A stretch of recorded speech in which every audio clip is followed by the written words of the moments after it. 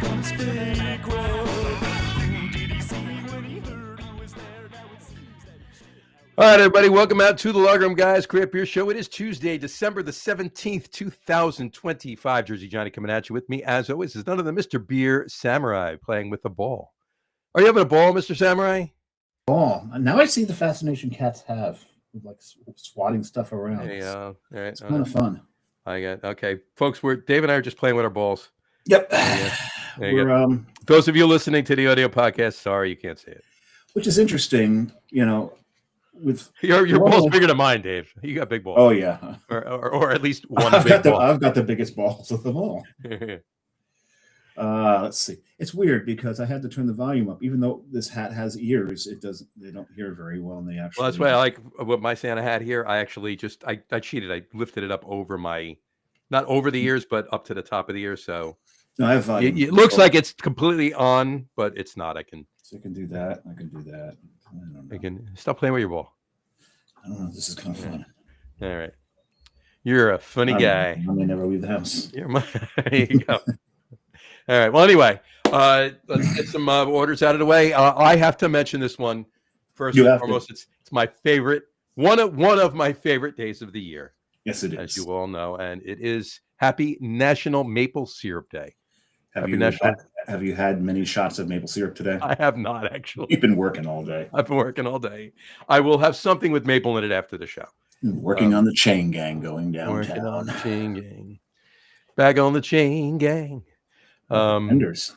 Yeah, that was Devo doing a cover. I can't remember the original of Chain. Working on the chain gang, but Devo did the cover, and then the Pretenders. That's the sound of the man working on the chain gang. I know, but who was that? I don't remember that one either. Sam Cooke. Oh, that's right. And then you had the Chain by with one of the greatest bass solos from Fleetwood Mac. No, that's awesome. Boom, boom, boom, boom, boom, boom, boom, boom, boom, boom. Right, exactly. It is what should we call it? But anyway, yes, Happy National Maple Syrup Day. I will be partaking a little later. It is also Loki's birthday. Happy Loki's birthday. Well, here's the thing. Loki was never actually in myth given a birthday, but in the Marvel universe, he was given the birthday originally of today's date, December 17th. Okay.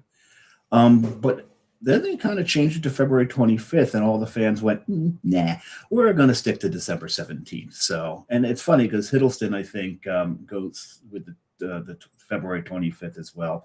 But apparently the way they're resolving this is that February 25th may be his birthday, and the December 17th was the day that Odin adopted him. So, or the other way around, something along those lines. But we're going to go with his birthday being on the 17th because that's what we're telling people right now. There you go. So happy Loki's birthday ish. There you go. And to wrap things up, it is also Sloth Day. So, are you reading War and Peace while I read this? Or no. I'm doing the Sunday crossword. Oh, there you go. Sunday crossword puzzle. Happy Sloth Day, everybody. There you go. No, you're. It's funny. John was doing his best imitation of a sloth by going very, very slow and being exceptionally moldy. Yes, exactly. Yeah. Hold on. There we go. That's better now. Better now. So anyway, all right. I am thirsty. Yeah, I could drink. I could drink too. So please welcome to the show our guest of honor for the evening, Mr. John Staradumsky. John, welcome to the show. Guys, thanks for having me on this show. We always have a ball, right? We always have a ball, yes. Well, John's Guru's hangs a lot lower. Yeah. Well, he's a little older than us. Yeah, just a few years, but still. Yeah. You guys are talking about Loki, and it's very interesting because he used to play chess with his brother a lot, but he had to stop. Because his brother was a Thor loser? His brher was a Thor loser. His brother was a Thor loser. Yeah. Saw that one coming a mile away. He God of Thunder also, he clocked a lot of sick time at work. He'd always be calling in with a Thor throat too. So Thor throat, yeah. Thor throat. I hate those Thor throats. Yeah. There you go. Well, today is our first annual German holiday beer show, and we could not do this show without you, sir. So No, you have to have Staradumsky on Mhm. for this one. A special Wednesday episode of the Log Room Guys. Yeah. Yes. By the time we move the day around the holiday. And I completely forgot about it yesterday. I'm like, John, where the hell are you? When It's like- starting the show? I'm. And the best part is I'm doing this in a chat group where Guru's in. He's like, "Oh yeah, where's It's John?" tomorrow. Now, Guru knew he was on tonight. He just thought we were doing another show. Yeah, I thought you were doing 2 shows. So I didn't put 2 and 2 together. And the one time Dave could have gone to sleep, he didn't do it. Right? He didn't do it. I went to sleep very shortly after that. Yes, I did. I slept 10, almost 11 hours last night. There you go. I was exhausted. You were. Oof. You were wiped. It is the season. It is the season. Yep. So I got my second holiday or Christmas holiday Christmas time shirt on, the Duke and Duke Commodities Brokers. But your brother, he's having a heart attack. Fuck him. There it is. Mortimer, your brother's not well. Randolph and Mortimer Duke. Duke and Duke. There we go. There we go. It was the Dukes. It was the Dukes. Why can't we have both? Why not? There you go. Quick message from Wanderback Beer Works. Wednesday, it's a Festivus miracle. Yes, it is. Yes, like I just said, sometime around the holidays, sometimes we move a show here and there. Last year, we did 2 Monday shows in a row because Christmas Eve and New Year's Eve were both Tuesdays, respectively. So This is true. So we have to shift things around here. generally, not the rest of the year, but in December, a couple every now and then there'll be a show on a Wednesday or a Monday or another day. So anyway, thank you for tuning in, gents. Love it when you do. The Jets? The Jets. Gents, I said gents. Oh, Gents. Okay. Gents, yeah. Wanderback Beer Works. Yeah. No. We had those guys on the show. Love those guys. Absolutely. They're great. We got to get them back on some point. Yeah. We need to hear more about the brewery if they're getting close to opening. What do we learn? It's usually Justin. Who's It's probably Justin. That's Probably out there, Justin. yeah, so anyway, gents, I'm thirsty. Jets. Gents. Oh, You keep missing the N. This is not working. Hold on. Just lift up the. No, don't lift the front up. Lift the sides up. Your forehead's not going to listen better. Just lift the sides up. Okay. Oh, you just wanted the ears out. There you go. No, I wanted a little. I didn't want that. Just right here. Oh, I see what you're doing. There you go. Okay. All right, Guru. Guru, What are you drinking? What for are you drinking there? Foist beer. I've got can we see it? It's a Sam Adams Winter Lager. Oh, very nice. There you go. I've got 2 German beers. I've got 2 German and kind of inspired beers. This one's definitely German inspired. Oh yeah. This was the very first Christmas lager, if memory serves, that I ever had, probably around 1985 or 6. Okay. Yeah, it sounds about right. Today, this is a spiced winter lager, but longtime Sam Adams fans will remember that the very first iteration of Sam Adams Winter Lager wasn't spiced. It was advertised as a wheat bock. Now, it wasn't a Weizenbock. It was a lager. It was a Bock lager, but they had wheat in the mash too. And I've always preferred that one. I thought that was the very, very, very best Sam Adams Winter Lager. Yeah, it was very good. Yeah, Christmas lagers, German, right? And very German inspired. And of course, Jim Cook goes to Germany every year. I don't know if he still does it, but for many years he went to maybe he does to Germany to pick out hops for Boston Lager and some of his other beers. He always made a big to do about that, but he's always been big on German tradition. So there you have it. And there you have it. Well, that's a delicious beer. Had a couple of them so far this season myself. A few actually. Guru just said what we're drinking. Samurai, what are you drinking? I'm drinking the same thing you're going to be drinking. This thing right here. Bajuvator by Bajuvator by Tucker. There you go. Bajuvator. There you go. Doppelbock. Doppelbock Dunkel. It's a dark double bock. A dark double bock. And I think As this is my opposed first. to all of those light double box. Yeah, there's so many light double box out there. It's kind of like please don't ever do that. No, we've done white stouts. Please don't ever do a white stout again. That makes no sense to me. I don't believe in white stouts. No.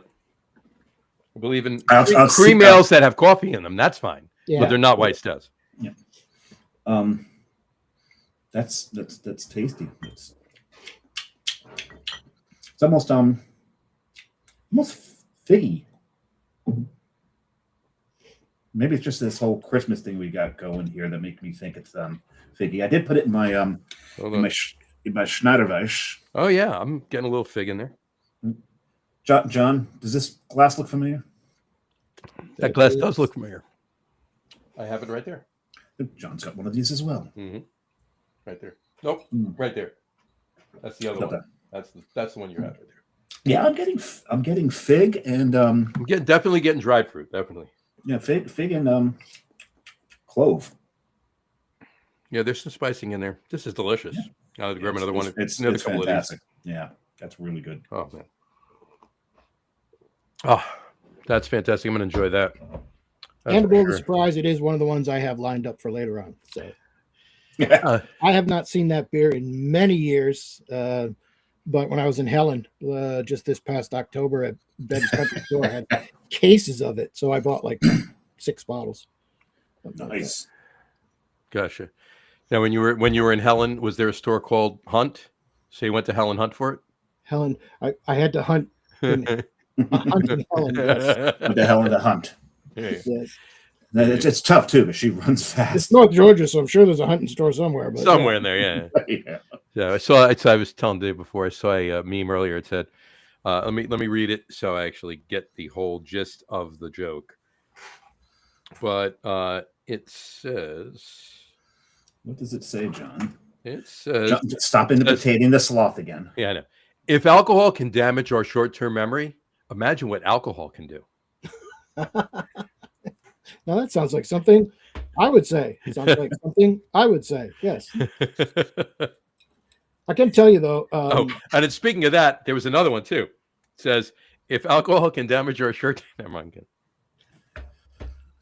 Just welcome to the show, folks. Welcome to the show, folks. Oh, yeah, right. I took it one step too far. Anyway, you were saying, John? No, just every October I went when we get back from that annual Oktoberfest pilgrimage, I truly can say I've been to Helen back. There you go. You've been to Helen back. Okay. And this is fantastic. I gotta get more of these. This one's actually quite good. What'd you guys? It was about $5 a bottle. I think it was $4.99 at Betty's, which is actually a good deal. I think it was $3.99. Oh, that's a better deal. Yeah. Mm-hmm. Oh, that'd be less then, wouldn't it? Maybe. just a smidge. Just a smidge. Yeah, this is delicious. Absolutely. So I can't do a very good Lovitz. Yeah, that's the ticket. Yeah, neither can you apparently. Neither can I apparently. I can say the line. Yeah. I was acting. No, all kinds of Lovitz acting. No. You do the mannerisms, but not the actual voice. But who can? I there's not many voices I can do. I could probably do his Tonto though. There you go. And I'm lucky I can do my own most days. But, hey, I tell you, that's do probably, a little Dangerfield. It's probably the best one I do. I could do one word from Christopher Walken. One word, only one word. I can't make any other word sound like him. But wow. The only line I think I could ever do from Walken is, "I pineapple. I like to eat it." Mm-hmm. No, that sucked. I can do that. I've done that better. Yeah, sure. And that's forget Bradley Cooper. That's his Walken. That's his Walken. Yeah, exactly. Gotcha. Anyway, so you guys said you paid $1 less a bottle, which is a buck. And I don't know if you saw, but Buck Rogers, Gil Gerard passed away today. Yes, he did. So, R.I.P. Gil. He's a great guy too. I met him a couple times down at Dragon Con. He actually lived here in North Georgia. Yes, he did. He said that. Yeah. Did you see the letter that was put out? That it was he had his wife posted up I did. after he died. He mentioned Yeah. about He gave it to being her, able and to she drink. put it up on his Facebook account. Yep. Yep. Very touching, but Yep. definitely a life well lived. He was 82, and Yeah. he made no bones about that. In that letter, he said, "I lived a good life, and see you on the other side." So, Twiki. cheers to him. Cheers to him. And Beady, also, beady, beady. Yeah. Yeah, beady. today let's turn this show up to 11 today. Let's turn it up to 11. All right. Keep that in mind. Rob Reiner. Mm. There you go. They happen in 3, so who's next? God, I hope it stops at 2. Where was somebody before? Well, it was him and his wife. So that's 2. No, him and his wife. Yeah, him and his wife. Yeah, so that's 3. There we go. There you We're at go. our 3. Doug Smith just commented, I'm drinking a Narragansett Select stock lager that he got at the brewery last week. There you go. Yes, we were following along. Cheers, Doug. That's awesome. We got to get up there. Definitely got to get up there. It's been too long. I gotta get back there and get back to where I got this from. Yes. The store. That's on. Oh, geez. It's on the one. That's out in Chepachet. It's out in Chepachet because there's another store near Brown on that one block that goes main drag that has all the shops on it going up in that one section of town. That's a few. There's one that's full of restaurants. I can't remember the name. There's a few. It's a frog store. Frog something. Oh yeah. No, that's not the Frog and the Peach. That's a restaurant in New Jersey. Yeah. It's not the Famished Frog. That's just called the Frog. That's in Morristown. Right. Frog and the Toad. Might be the Frog and the Toad. Yeah, I think it's the Frog and the Toad. I used to be there a lot actually. Loved that place. Yeah, a lot of vegetables. Yeah. No, that's out by my favorite Indian restaurant in the Providence area called it's just original. It's called India. India. Yeah, you kind of pretty get a good idea what kind of food you're going to get. Gotcha. It's on Thayer Street. Is that Sayer or Thayer? Are you lifting Thayer. Thayer. Okay, her. I said her. I don't know what Thayer. the establishment is, but that I know Thayer Street. Yeah. Thayer Street. Yeah, Thayer. That's and wasn't that whatchamacallit's name in On Golden Pond? She was Ethel Thayer. Ethel Thayer. That's a mouthful. I know.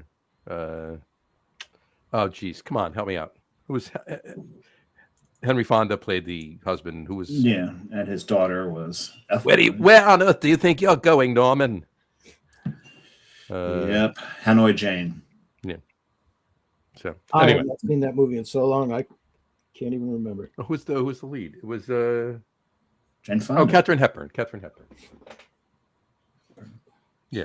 And then I thought you said on Golden Pond. On Golden Pond. Yeah, Jane Fonda was the daughter. Oh yes, right. That is all right. Anyway, all right. We're aging ourselves, folks. Doug also just commented, Dave, you need to get to Kowloon next time you're out that way. Kowloon. Yeah, no, I know exactly where he's talking. We saw pictures of it. It's a Asian restaurant that does. Is that the one that he sent me pictures of? Yeah. Asian Polynesian cuisine. Yeah, that one's the one in Connecticut, I believe, and then there's one that's in just south of Providence that he was at as well. I can't tell you how many times. I think that's Attleboro. Is it? It's in Mass. It's southern Mass. Yeah, it's close to Attleboro if it's not in Attleboro. Right. I used to go to the Moncou frequently. Seekonk, Attleboro, it's somewhere in that area. Yeah. Yeah, I think it's closer to Attleboro. Gotcha. All right. John, question for you. What is it for you? Because I know what it is for me, and Dave can elaborate as well, and I will. What is it for you that make these German beers, whether they are specifically made for the holidays or just the winter? What is it that draws you to drink them, and desire them, if you will, this time of year? Specifically for the holidays. Well, I'm a big fan of German beers year round, so there is that. You know, And- I have my great grandfather came over here from Germany. Mhm. My grandfather was a big Germanophile, so always been in the culture, and he loved to drink his beer, and I inherited that. There you So, go. and I just always loved German beers. And in the days, the early days when I started drinking, um, imports were more. Well, I won't say they're more important than they are for me today, but in those days there weren't as many craft beers. Right, early No. '80s, No. they were some, but you went to the imports too, and German beers were everywhere. We had. I cut my teeth on Koenig Pilsner, not only in bottles, but we had one of the few Koenig City restaurants in the world in Providence, Rhode Island, in Davall Square, and I was a regular in fresh Koenig. In those days, they advertised the fact that they flew the kegs in fresh on Lufthansa, and it was just a fantastic beer. But they would bring other stuff in too, and I think one of the um, very first. I mentioned Sam Adams Winter Lager was probably the first Christmas winter seasonal lager beer for me, but late 80s, the very first one of the beers that turned me on to Doppelbock, in addition to Sam Adams Doppelbock, was Würzburger Hofbrau, their holiday beer. And that was imported by Anheuser-Busch at the time. They did all the importing Mhm. for Würzburger, but it had a Tannenbaum on the label, and it was just I would drink cases of that stuff, and it was a Doppelbock. It just had such unique flavors. They were wonderful. It's a little bit stronger in alcohol, so it's perfect for the colder weather. It's warming, but the German breweries actually brew a lot of different styles for the holidays. It's pretty eclectic. I think Doppelbock is probably the most common, Mhm. and some Yeah. Weizenbocks and stuff. But in the we'll be speaking to. I will be speaking shortly. I've got a beer out of this year's Advent calendar from Costco, and Nice. the past couple of years they've done the beer garden collection. They haven't been able to get the Kalea boxes, but for 10 years in a row, I got the Kalea box every year, and they sell those in Germany too. I'm actually in a group about those Kalea beers, and one of the people from Kalea that puts those boxes together talked about how they sold them in Germany as well as in the United States. But they do frequently have. There are a lot of different styles. They're not uniquely Weihnachtsbier, Christmas beer, but they do occasionally have winter beers and Christmas beers, and they're different styles. Um, I I want to say that I saw Martzen. I know there were a lot of fest beers that were marketed under Christmas beer, and I go to the brewery website, and sure enough, it shows that's what they sold in Germany too. So you probably will get a lot of different kinds of beers. I do think still believe that Bocks are the best Yeah. for a German Christmas beer. So. I agree 100%. And to your point, my great grandparents, on my father's side, my four great grandparents came from Germany and came here. So that was same thing. I mean, I was tasting Bach when I was a kid, so Yeah. yeah, Beer runs in the blood. beer Literally. runs in the blood. It literally does. And you mentioned the Koenig pills. I've never seen it before, so I don't know whether it's new or whether it's new to the country. Maybe they just didn't bring it over before, but they made a Hefeweizen. I've never seen that. It's delicious. Yeah. Oh, I'll have to. Absolutely delicious. They've pretty much been a one trick pony. Mhm. They had a Radler. I've had their Radler, Mhm. but I've never seen the Hefeweizen. So ironically enough, I have a Koenig Pilsner Hefeweizen glass. So There you go. yeah, Yeah, makes sense. it's absolutely delicious. If I can find some more, I'll try and get one down to you if you can't find it. Cool.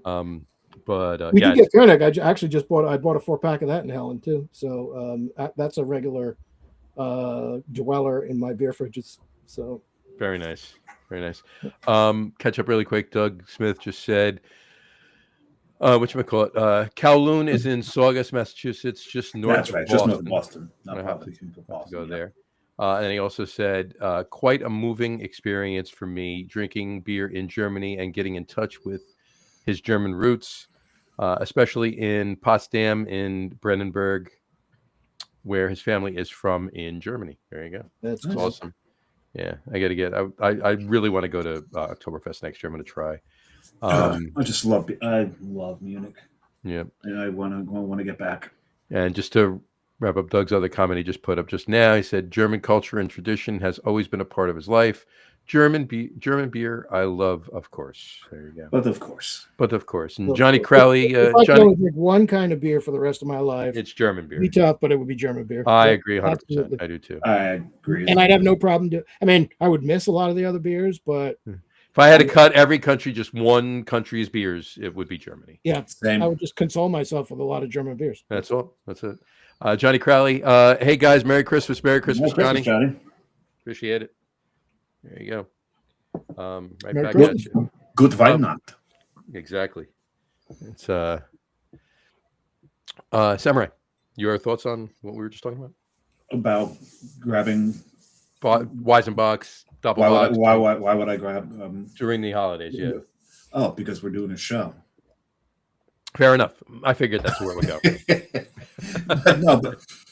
No. What I like about it is a lot of the American Christmas beers. They basically tend to range around browns that have been heavily spiced.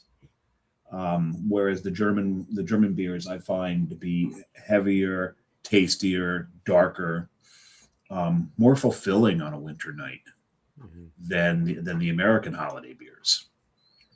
Because the American holiday beers, we've got to the point where with our holiday beers, we kind of do the same thing that we do with the pumpkin beers. Just throw a shit ton of spice in them and call it holiday. And some of them, like some of the originals, fine. That's what they were, and they set the tone for it. But then everyone followed. Like, let's have a little originality. Or get back to roots. One of the two. Let's not just all follow this pattern that was created, pretty much by Harpoon, right? It was their Winter Warmer. That was the Holiday Spice one. Whereas what the classic Winter Warmer from Sam Smith had no spice in it really whatsoever. So I always thought that was interesting. But Johnny Crowley agrees. Yeah, it's get back to the traditions, or some breweries do get original with it, right? Yep. You've got the brewery that does the 12 Days of Christmas, and they play around, and some of that stuff is fantastic. You've had Hardywood, with the GBS and that. So, I enjoy those beers, and I enjoy the creativity that, U.S. brewers can bring to the Christmas beer market. But for the most part, I think a lot of the American brewers phone it in. Some of them, number of them that so obviously Celebration departs from that model. Oh, absolutely. It's not a spice beer. It's not the original. The very first Our Special Ale was Anchor Liberty, what became Anchor Liberty Ale. Yep. So the very first Our Special Ale was an IPA, and then Sierra Nevada kind of hijacked. Said, "All right, you guys don't want IPA? We'll take it." When they moved to the spice beers, right? And Anchor always did a very good job spicing their beers, and probably they were the first to do it on a big scale, right? Because Our Special Ale was. But theirs was a little different because part of that was putting the evergreen in it, right? It wasn't just a spice, but there's some sort of like pine or fir or spruce. And I or think something. IPAs can get towards that too. If you do the classic American IPA, you get that piney Christmas tree like. I think I mentioned on the last show that Creature Comforts did a winter IPA this year that's phenomenal. Not a spice beer.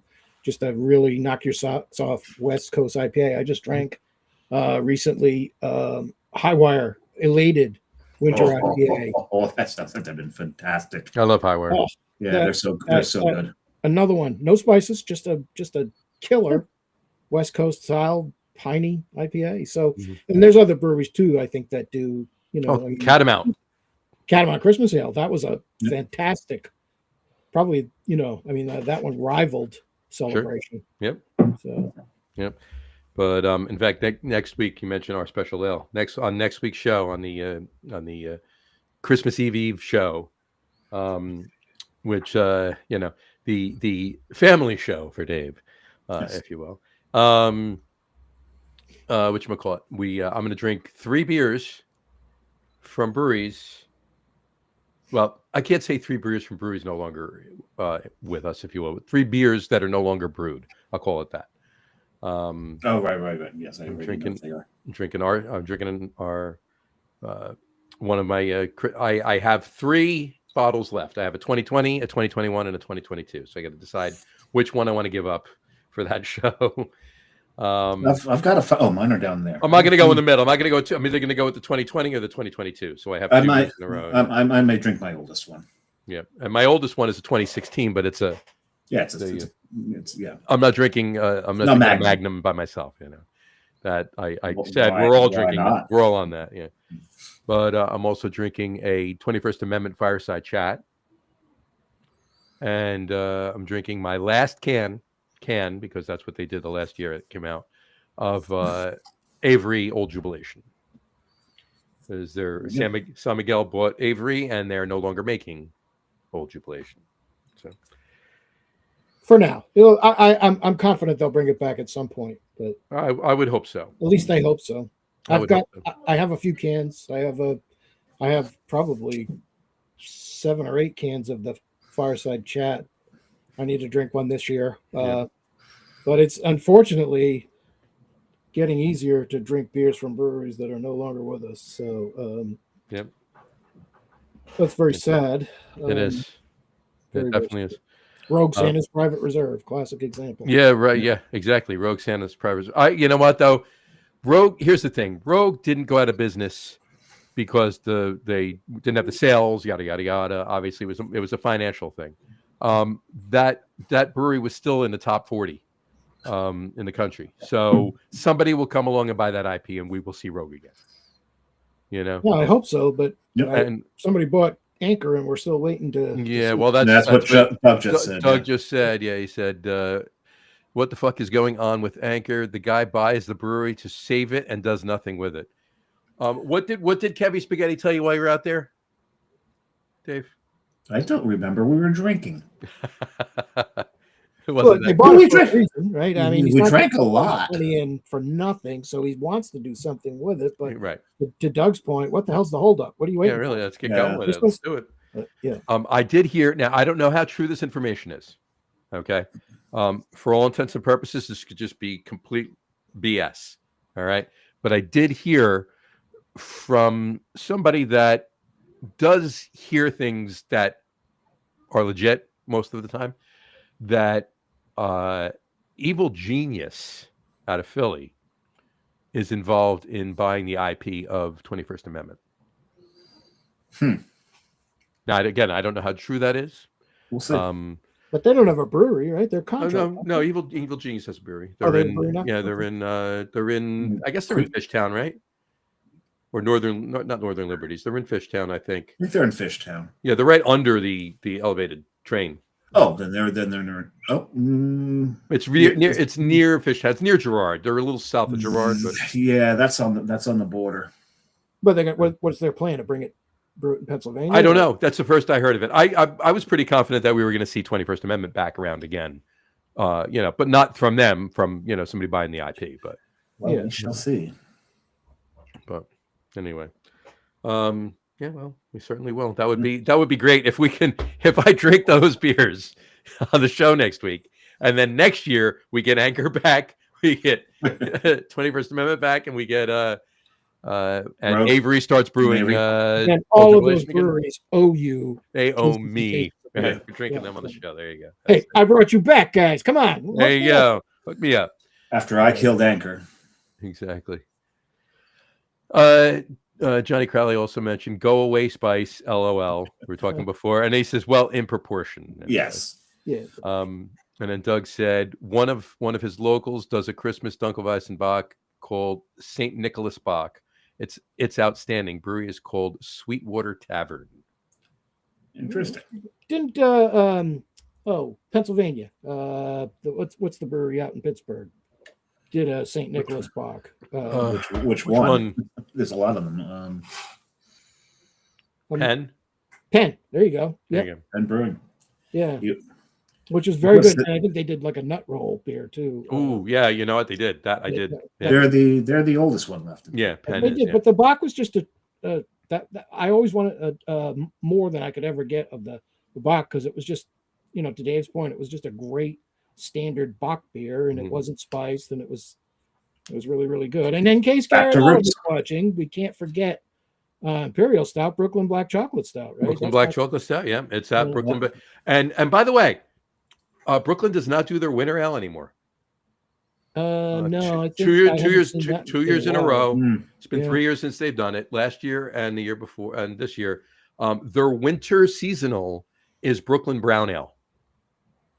That did become a seasonal, yeah. Which Interesting. bothers winter- me because I really love that beer. And their winter That's seasonal is kind of Brooklyn Brown. upsetting. But at the same time, they release Black Chocolate Stout and Black Ops.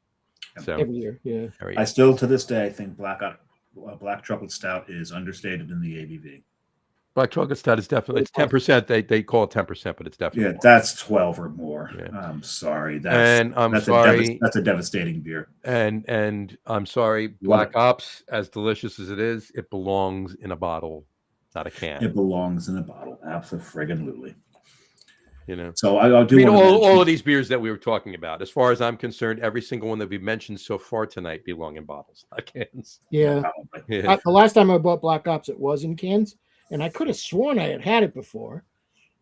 And I checked it in for the first time on Untapped, and it was the first check, and I'm like, so I'm hunting high and low. I said, didn't I buy like a fifth? Sure enough, I found it. So Found it. still need to drink it, but it's got to be 6, 7, 8 years old. But Yeah, I have an 8-year-old. I still have one 8-year-old 750 of Black Ops. I have. You got to be a third careful. one. Black Ops can, with age, go licorice. No. This is a bottle. This is a cork and cage bottle. Cork and cage. Okay. Mhm. I do want to mention licorice. John's We can do that. John's hat. He's got the official Rhode Island uniform hat, the buffalo plaid. There you go. That is, I told you when I worked up there, all my employees had the buffalo plaid shirt. Blankets. So- We have to have Yeah. it on blankets to stay Having warm. blanket- Got to have it on Oh, blankets to stay warm. And while we're on Rhode Island, before anybody goes onto Thayer Street looking for Frog and Toad is actually not on Thayer. It is on Hope Street. It's on Hope. Thayer, What's on the Thayer- air then? Thayer's the one with all the restaurants. All the great restaurants are on Thayer. Gotcha. There's a lot of them, and just off of it is a place called Den Den. Den Den does Korean fried chicken. Oh my god, it's so good. Very nice. Very nice. I got to throw this up there because he's not wrong. Doug Smith just said, Miss Brooklyn Monster Barley Wine. Monster Barley Wine. Haven't That had was that in phenomenal. It was so ages. good. Nope. So good. Monster That was Barley Wine. such a good beer. It was.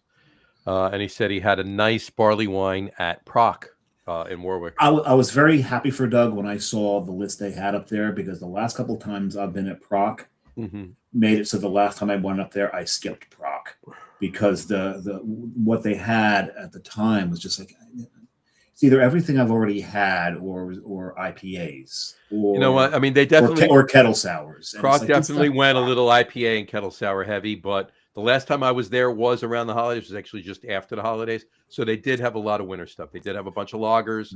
They did have a few stouts, some barrel aged.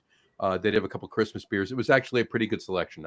We were there for about an hour and had a few different beers and not one IPA that we have. So or Yeah, kettle sour. it's been a while since I've been to Proc and looked at the list. Went, ooh, I want that. I want that. I want that. I Montreal want that. was just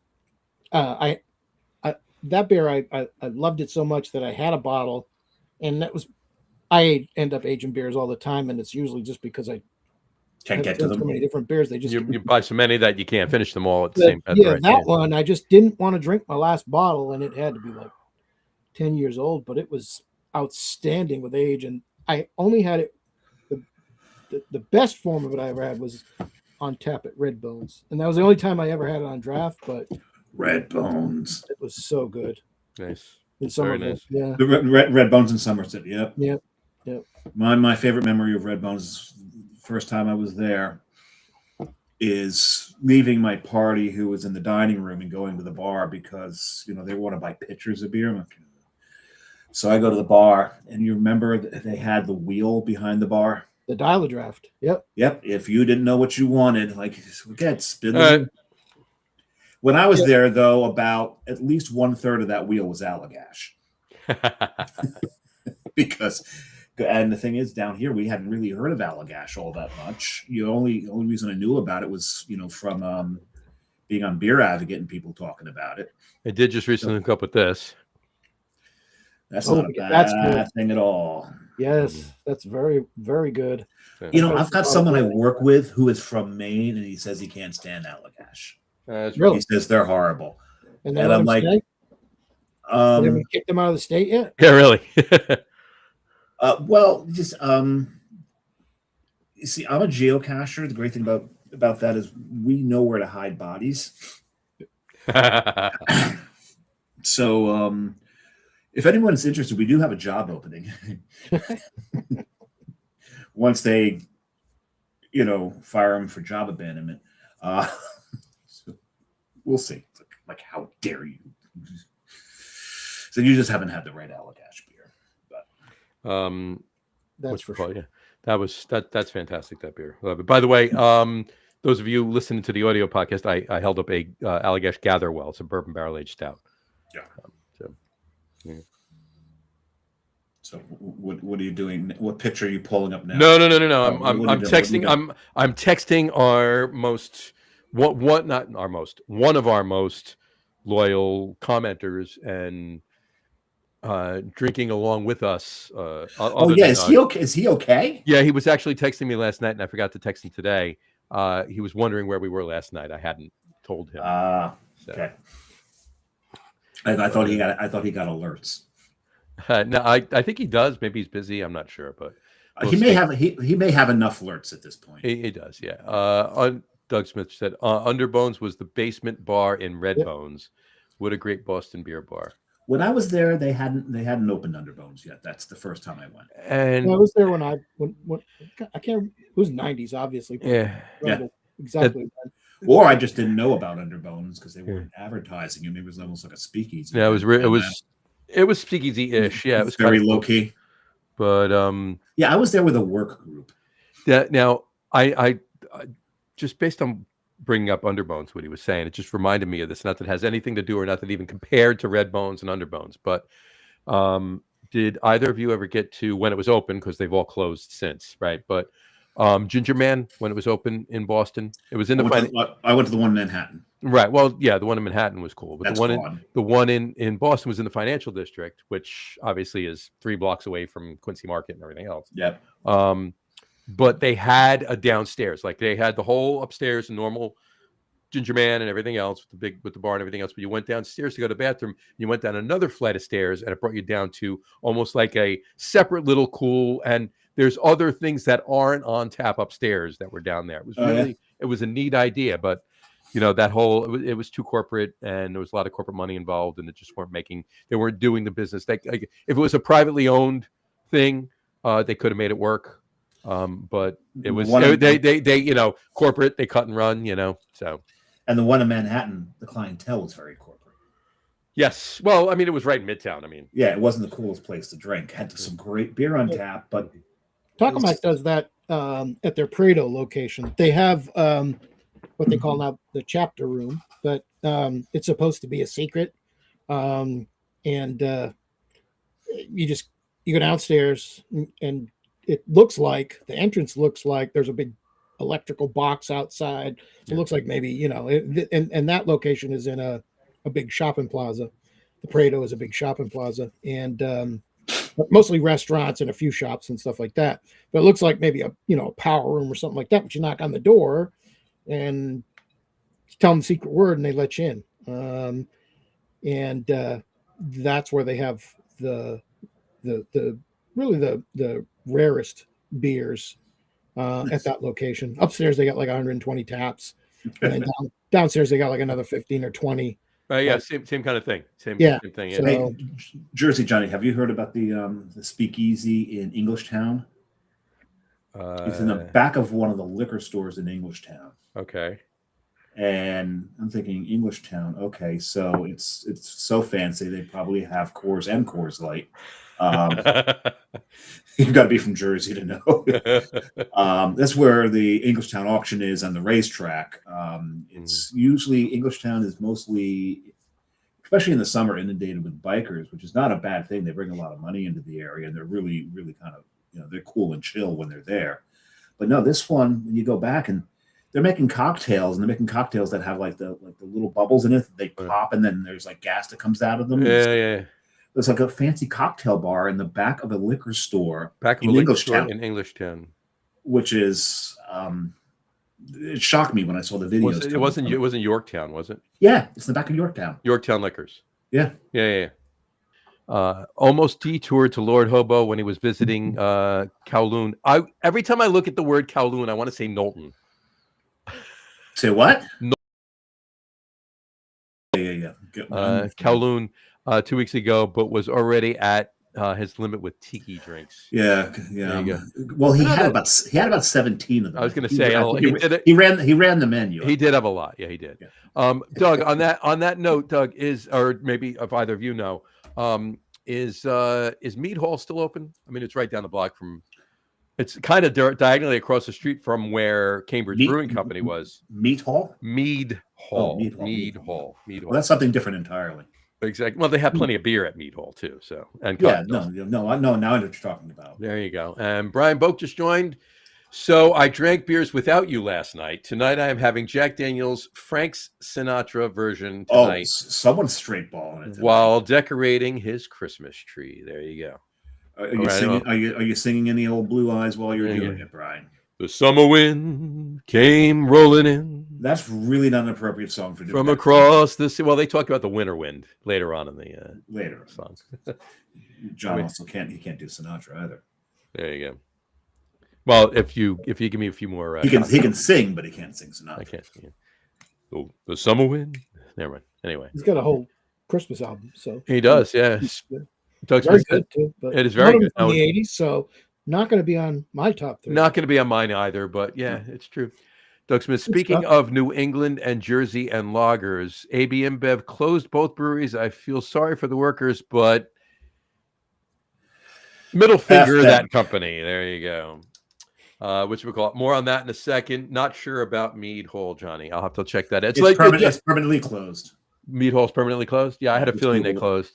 They're gone. So yeah, and I mean, because Cambridge Brewing Company closed a lot last year, the year before. I think they closed. Yeah, too many people went there looking for ribs and they didn't have them. So Meat Hall and jerky. And jerky. I'll be there for the jerky. Speaking of being jerky, I'll talk. No, I'm kidding. That was me being self-deprecating. Self-deprecation. A little self-deprecation. There you go. On that note, all right. Dave, I wanted to bring this up. Obviously, AB InBev, yes, AB InBev did close.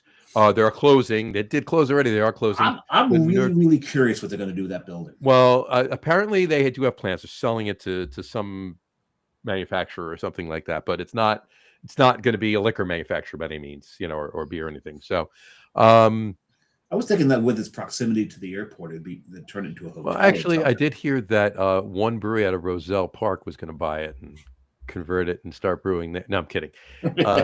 Actually, no. I kid, folks. I kid. You know who should buy it? Brewdog should buy it. Brewdog. There you go. Now, anyway, from what I did hear, though, that they offered most, if not all, of the employees at the Newark location jobs at the Westchester location. So not too far away. Too far away, but okay. Right. But they're probably counting on people not taking it because I'm sure they're fully staffed there. Right. Well, obviously they're going to be a little busier there now that they're closing Newark, right? But they have to expand and bring that many people in. Well, not to belabor the consolidation is a result of lower sales too. So sure. Yeah. But here's my thing. Okay. We've talked ad nauseum about the fact that too. There you go. Well, we've talked ad nauseum about the fact that we believe that a lot of the New Jersey Restaurant Association lobby poll came out of Newark, came out of AB InBev. Mhm. Whether it's true or not, that's what we Yeah, not the believe, right? airport. Right. Yeah. So now what my whole thing here is with AB pulling out of New Jersey and there not being another, local presence for them, what does that mean if we are indeed correct in our thought process? Well, that means there's no money for the restaurant lobby to buy politicians. True story. Oh, I said that out loud. Oh. Hey, watch your mouth. Anyway. Samurai, what did you open? Well, I put it in my Weihenstephaner glass to match my Weihenstephaner shirt. But I opened what John's second beer is going to be as well. It's Hofbrau's Delicator. There you go. Or is it Delicator? Yeah. Delicator. Or Delicator. It's a catering deli. But if you're Mike Tyson, it's Delicafor. It's Delicafor, yeah. And we're back to Loki's brother. And it's a Munich specialty. That's the style of beer. It is a Munich specialty, but it is a Doppelbock. We all know it's a Doppelbock. Yeah. It is, Munich is one of the two big breweries in München. They're one of the two breweries owned by the state of Bavaria. Yeah. The Bundes of Bayern. In the German Bayern.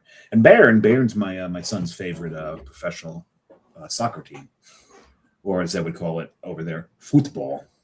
Football in Germany, yeah. Fußball. Which to us is a table game. True.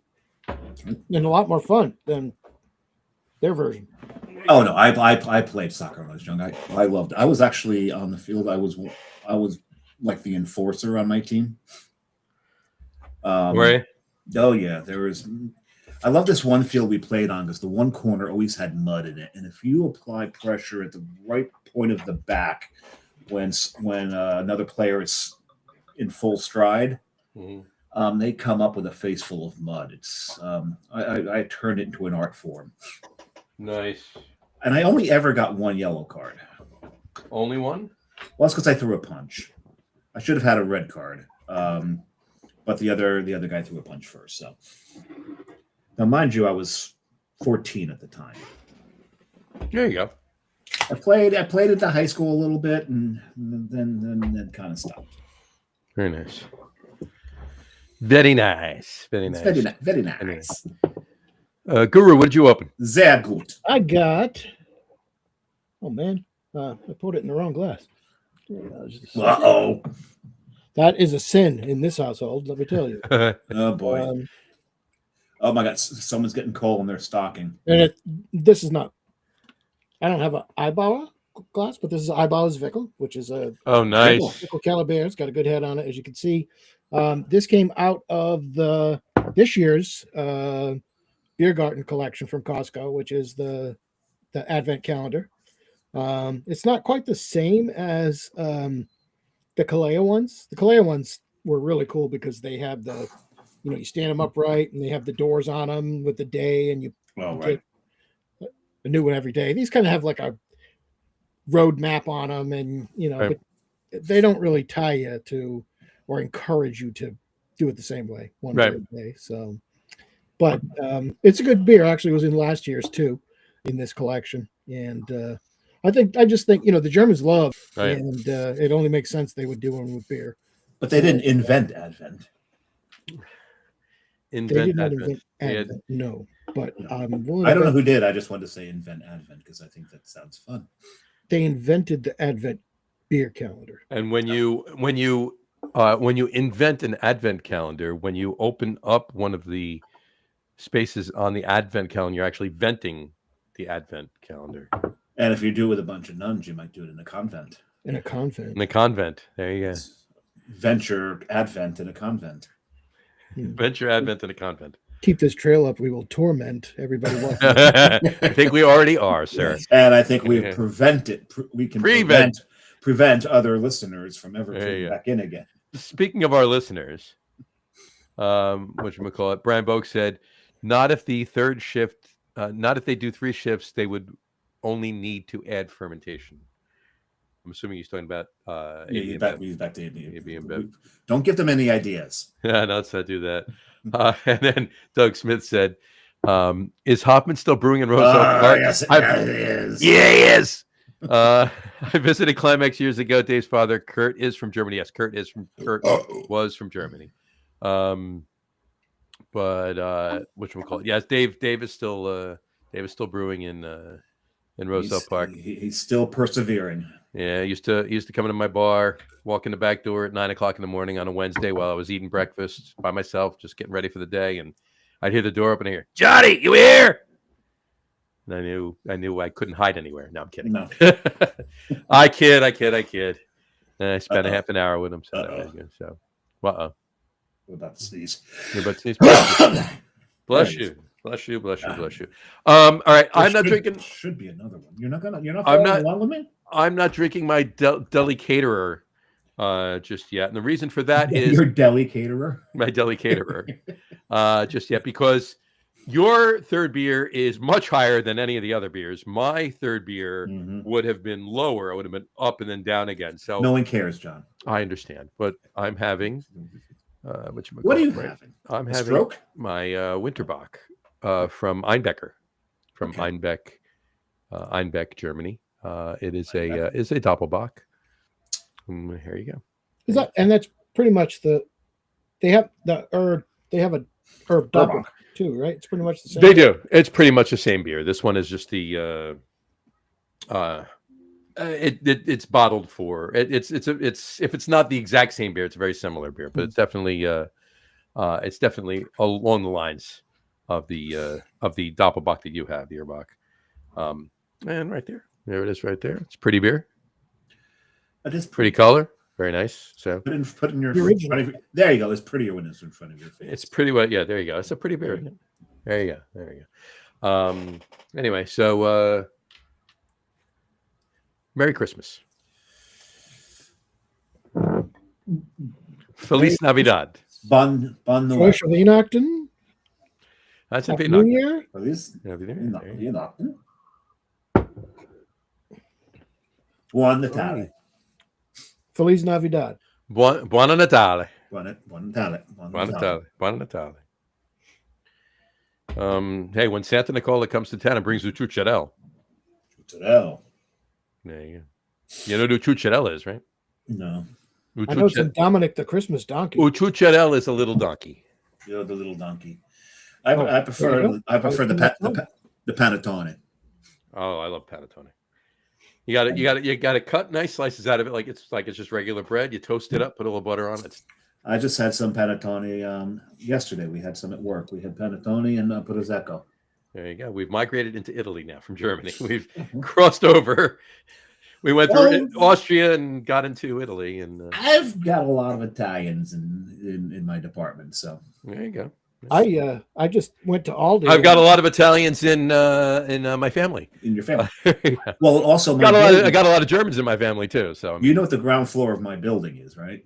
Ground floor of your building is Italians. It's Italy. The ground floor. Oh, the ground floor of your building at work is Italy. At work, yes. Yeah, where I work at. The ground floor is Italy. So and the roof is too, isn't it?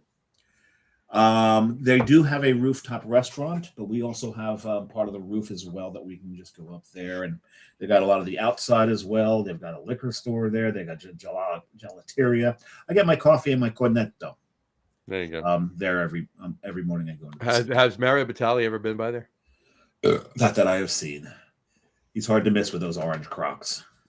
And the beers that they made for Italy, they were Dogfish Head beers too, right? They were. It was also Russian River. Russian River and Dogfish Head, yeah.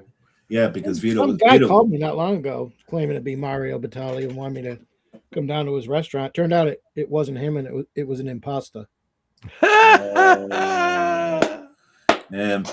Impasta. That's just him speaking in the local dialect of the hat that he's wearing. Impasta. There's an impasta. Hey, look at the impasta there. Yeah, you could tell that joke in Rhode Island, and they think it wouldn't be a joke. It wouldn't be a joke. It wouldn't be a joke. Yeah, exactly. Oh. There you go. Gotta love it. Yeah, this is fantastic. By the way, I got to get more of Is these. it? This is very, very good. Very nice. This one here is this one throws toffee. I'll have it next. Yeah, I'm not getting a lot of dark fruit out of it. Not so much as well. I guess with after the Bachelor, it's going to be really hard to get dark fruit out of anything. Well, you know what? I like. But the you know what? fact I'm getting it's toffee and brown bread. Yeah, coffee that's- and brown bread. Mm. Now, let me ask you a question on that note, because I've had many beers that threw brown bread Mhm. and loved every one of them. But which kind of Almost brown every bread are you going to ask me which type of brown bread? The Boston brown bread or the Polish brown bread or The Boston brown bread. this is more of the Polish brown bread. Okay, all right. Have you ever had the canned brown bread Yeah. Yes, I have from B&M. from B&M. B&M? Yes, Yeah. I have. in a can. Canned Yes. bread. The Canned bread. bread. For those of you out there that are unaware, there is such a thing as canned bread. It is Brown bread basically with raisins. And Yeah. it's the bread version of cranberry sauce. Yes. It is. yeah. We Yeah. when I was a kid, we found a case of it. Must have fell off a truck. We went back home, told my dad. Found it, did you? Dad hops in the car, goes and picks it up and brings it home. He's like, "Hey, there's a case of B&M brown bread." And we ate that stuff for a year. But That stuff toasts. Actually, the best way to toast that is you melt some butter in a pan and put it in the pan and brown it that way. that sounds interesting. Sounds I interesting, see yeah. That was my favorite way to do it because they put it in the can, it kept so much of the moisture. Yeah, you can't put that in a toaster. You'll never You get can't it put out. that in the toaster; it'll crumble. Toaster oven, maybe. Yeah, you can't put it in a toaster oven, maybe. But even so, once it starts to dry, it crumbles. But do it Toast. in the butter in the pan. Melt some butter in a pan with a little brown sugar.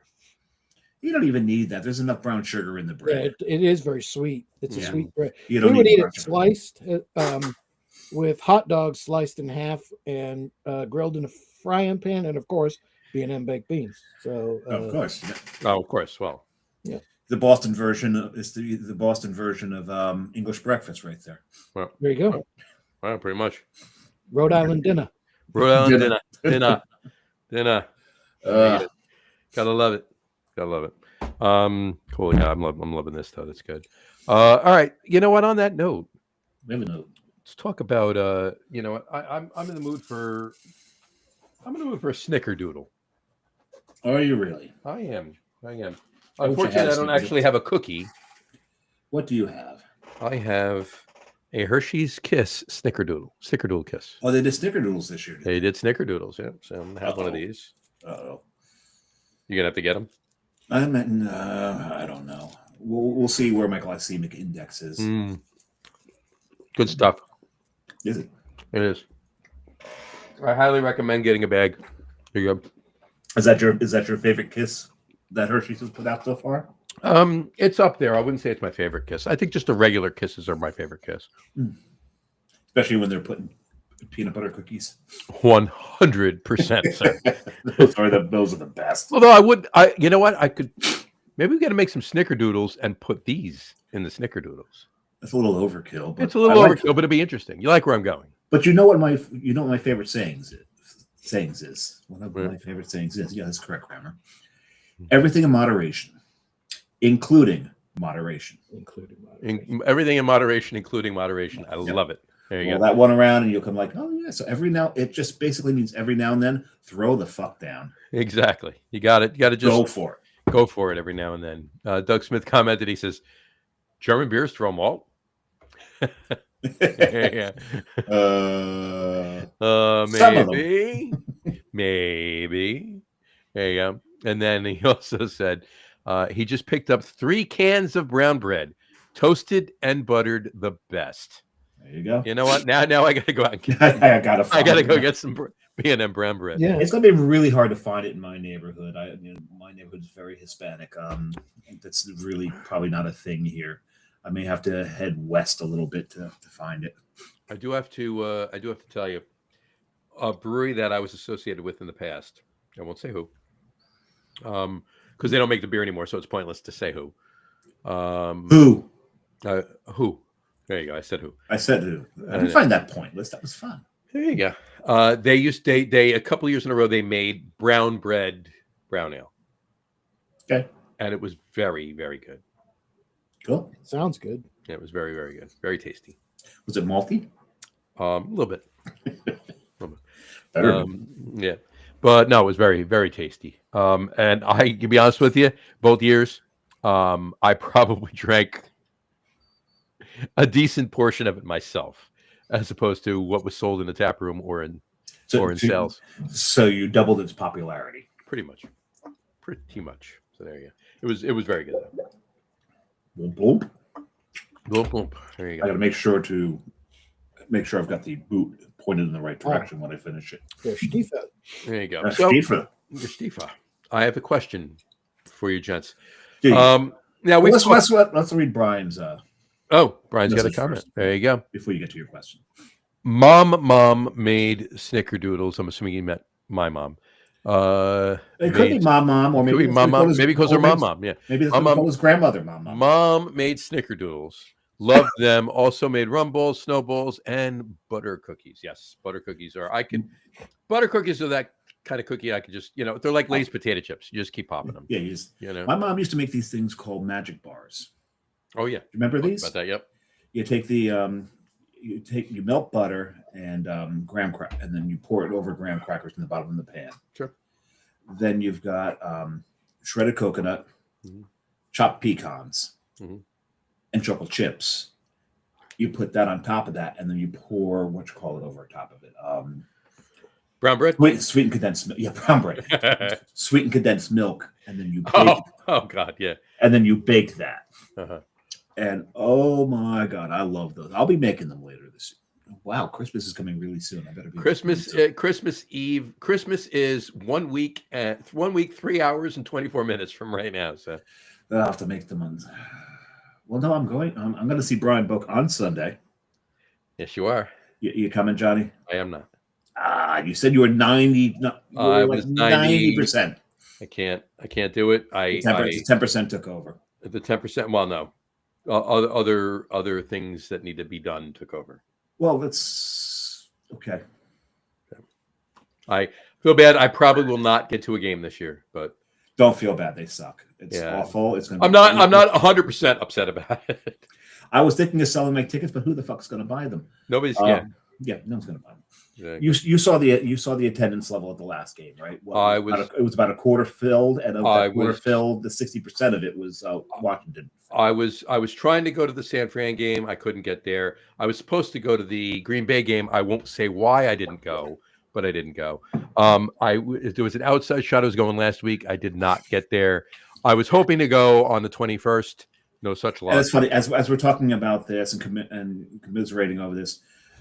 Guru has moved to one side so we can see Brady in the background there, because his team's having a really good season despite the fact that they blew a huge lead. We did against the Bills. They did. But they did. What are you going to do? And you know what? The Bills now, if they don't make it to the Super Bowl this year, they have no excuse because the Chiefs are gone. Mahomes isn't playing because he blew his ACL. So. Guys, if you're going to do it any year, this is going to be the year that you do it. Well, they're still a game behind us, even though they beat us. So but they'll still make the playoffs. Yeah, they'll still make the playoffs. And in a way, it was a very, very disappointing game. The Pats played their asses off. I can't fault that, but no, they did. That happens sometimes. You lose the game. If you're a Giants fan, it happens all the time. Yeah, despite what lead you have going into the fourth. Well, we were in the past few years. We were in that mode as well. As a longtime Pats fan, many years when we were in that mode. But you move on to the next one, and we've got Baltimore, the Jets, and Miami. So I think we have a good chance of there's still winning the division. Right, but we got to beat Baltimore Sunday night. They flexed us to 8:00. So.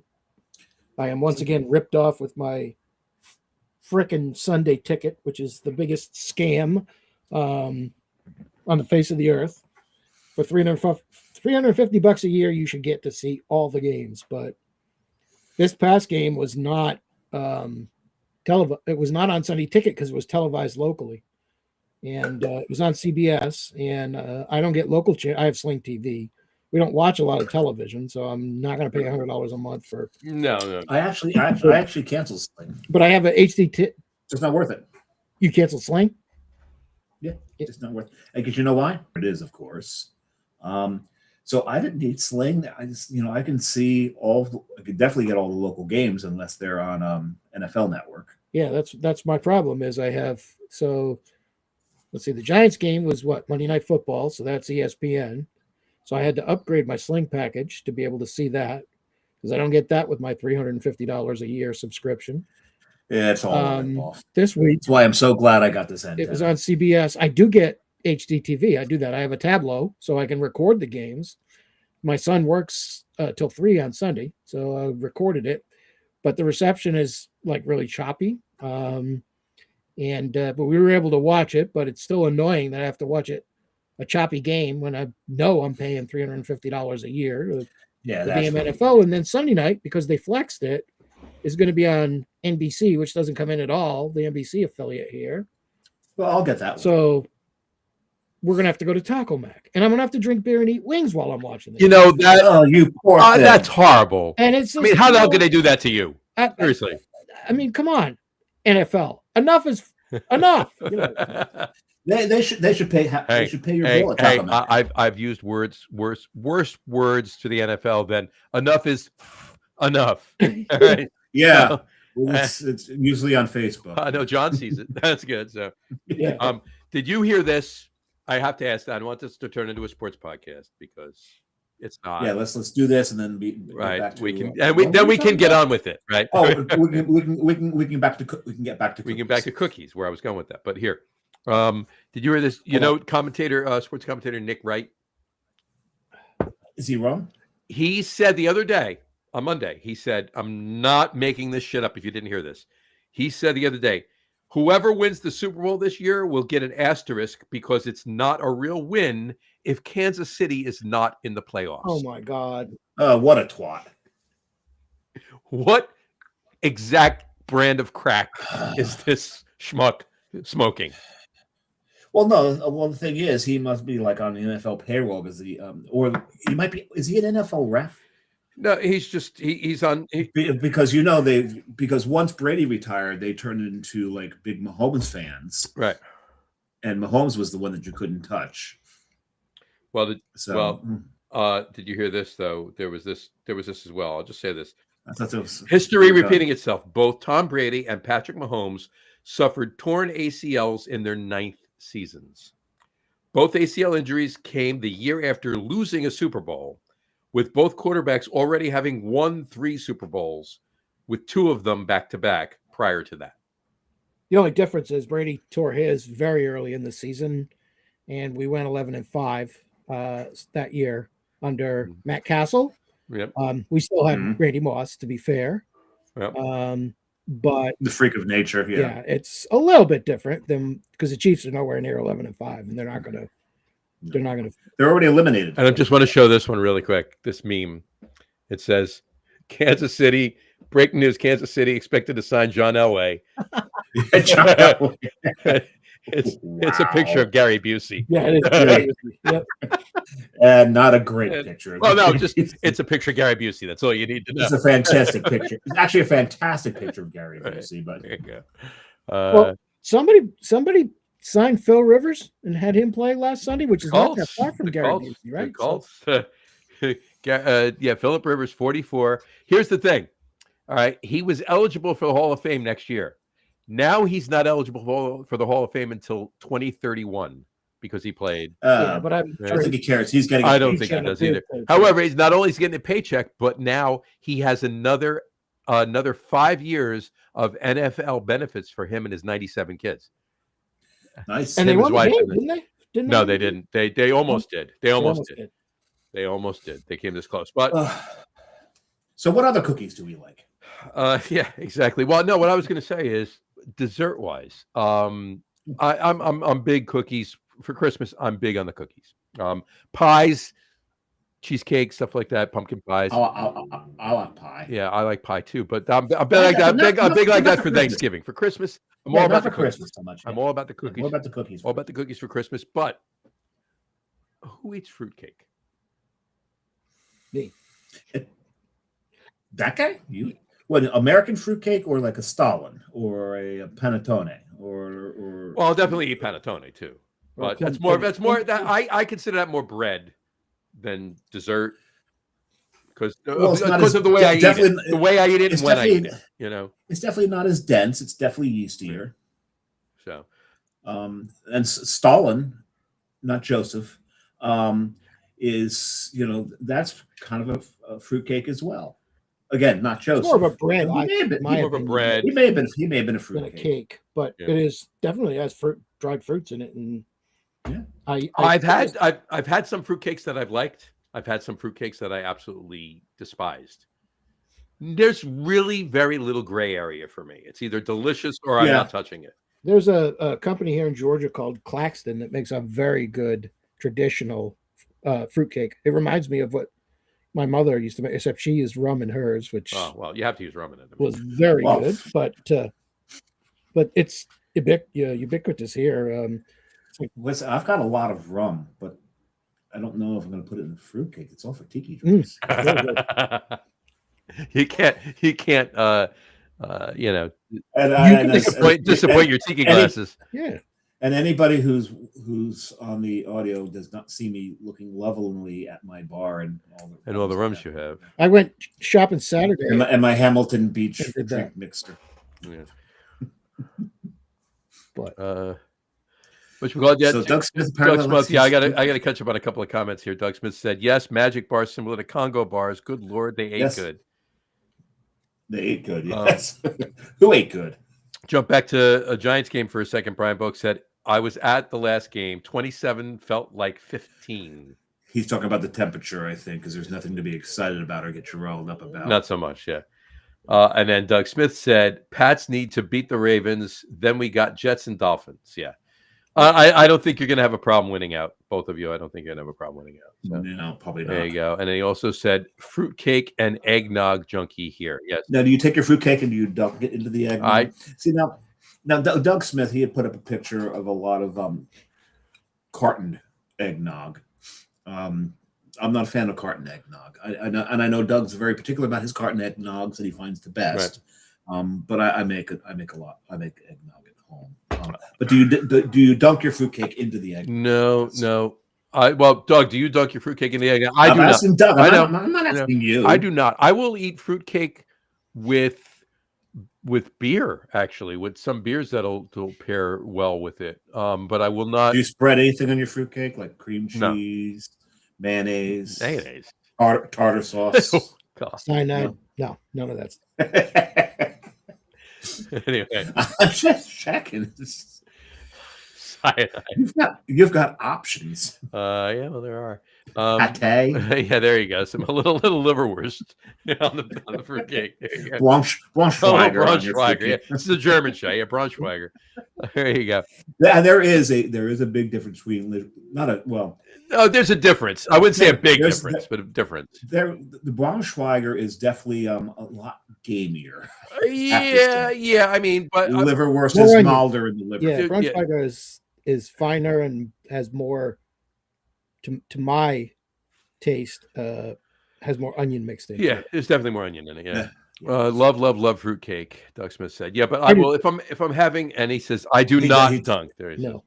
It's okay. I like it with coffee though. It's I don't dunk it in the coffee, but I think I'll have it with goes extremely well. The Claxton comes in like a 1 pound bar, and seen those. keep it chilled in the fridge, and you just cut it dense up as in a hell. Slice.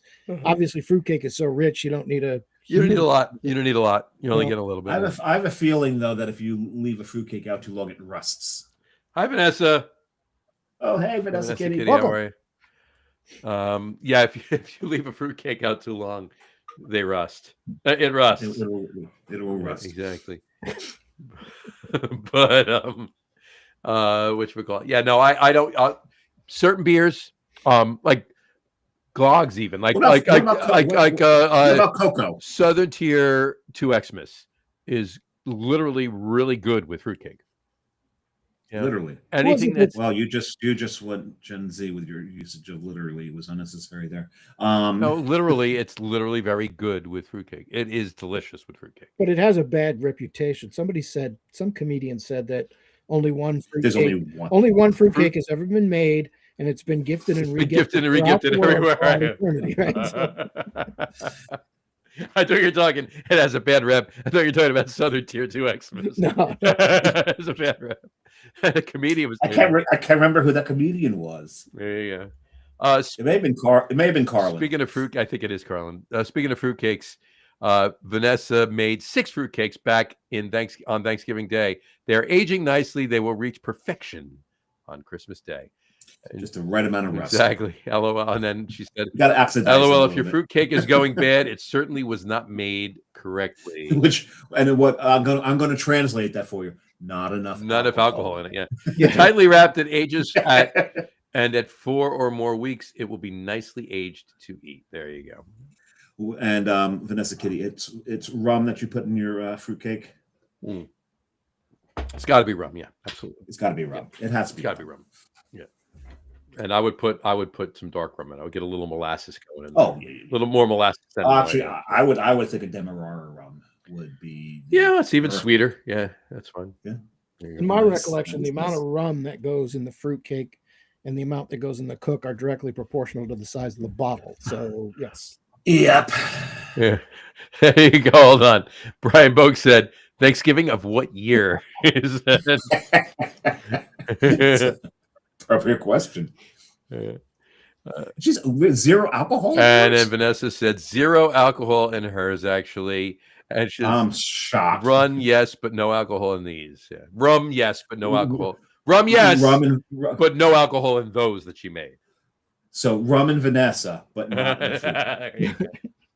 Got it. Yeah, rum in the chef, not in the fruit. No. There you go. That tracks. All it adds is flavor because the alcohol all boils off in the baking process. But yeah. It's all about the flavor. Yeah, it's all about the flavor. Yeah. So. Yeah, but the thing is, this is why I like the Jamaican rum cakes, because they put the rum in it, the alcohol cooks off, and then they soak it in rum to make if sure. you soak it in rum. You soak. Yeah, you got it. You get a slice of rum cake that's made correctly, whether they made it with rum and then they soaked it. You go and get a slice of rum cake at a restaurant. It should be served. It shouldn't be served to anyone under 21 because you're going to get more drunk off of that than you will off of 3 drinks.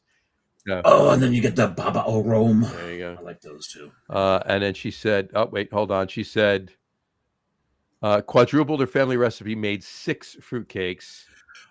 What? How does that? Well, we're not allowed to math. You can't math on the show. Yeah, pirate rum on the side. There you go. I said too many meds, so she's not drinking it. And then she said, "I can soak it now. You may enjoy it quite well, and they are sponges for alcohol." Yes. I can't tell you how many fruitcakes are in my family, and some of them are sponges. Some of them are sponges for alcohol too. 100%. Right Right here. There you go. There you go. Any other desserts besides cookies and fruitcake that we talked about? Well, here's the thing is, and this is becoming like every time I did, I think Carrie wants to stab me because I keep bringing up tiramisu. There's a lot of reasons Carrie wants to stab you, but it's not limited to that. No, there's not. But I keep bringing like tiramisu because I haven't had a good tiramisu in a while. But being part British, I'm also part Irish, so I hate myself. You're part a lot of things.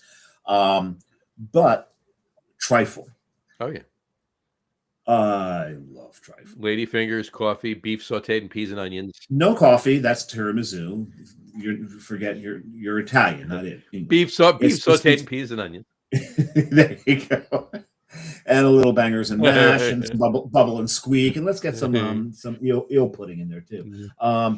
No, you had ladyfingers right, but it's I believe it's brandy. It's brandy and trifle. It's brandy. And then you throw the frozen fruit in there, frozen mixed fruit, but you throw it in and then you pour bird's custard while it's still hot over top of it to melt it.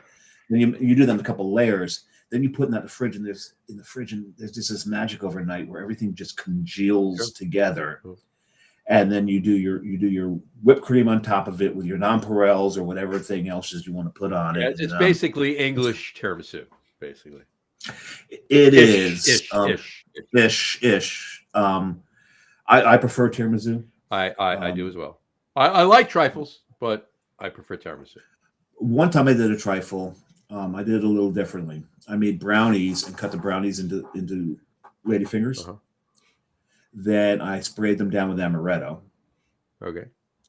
And then I did bananas, strawberries, and chocolate pudding. Okay.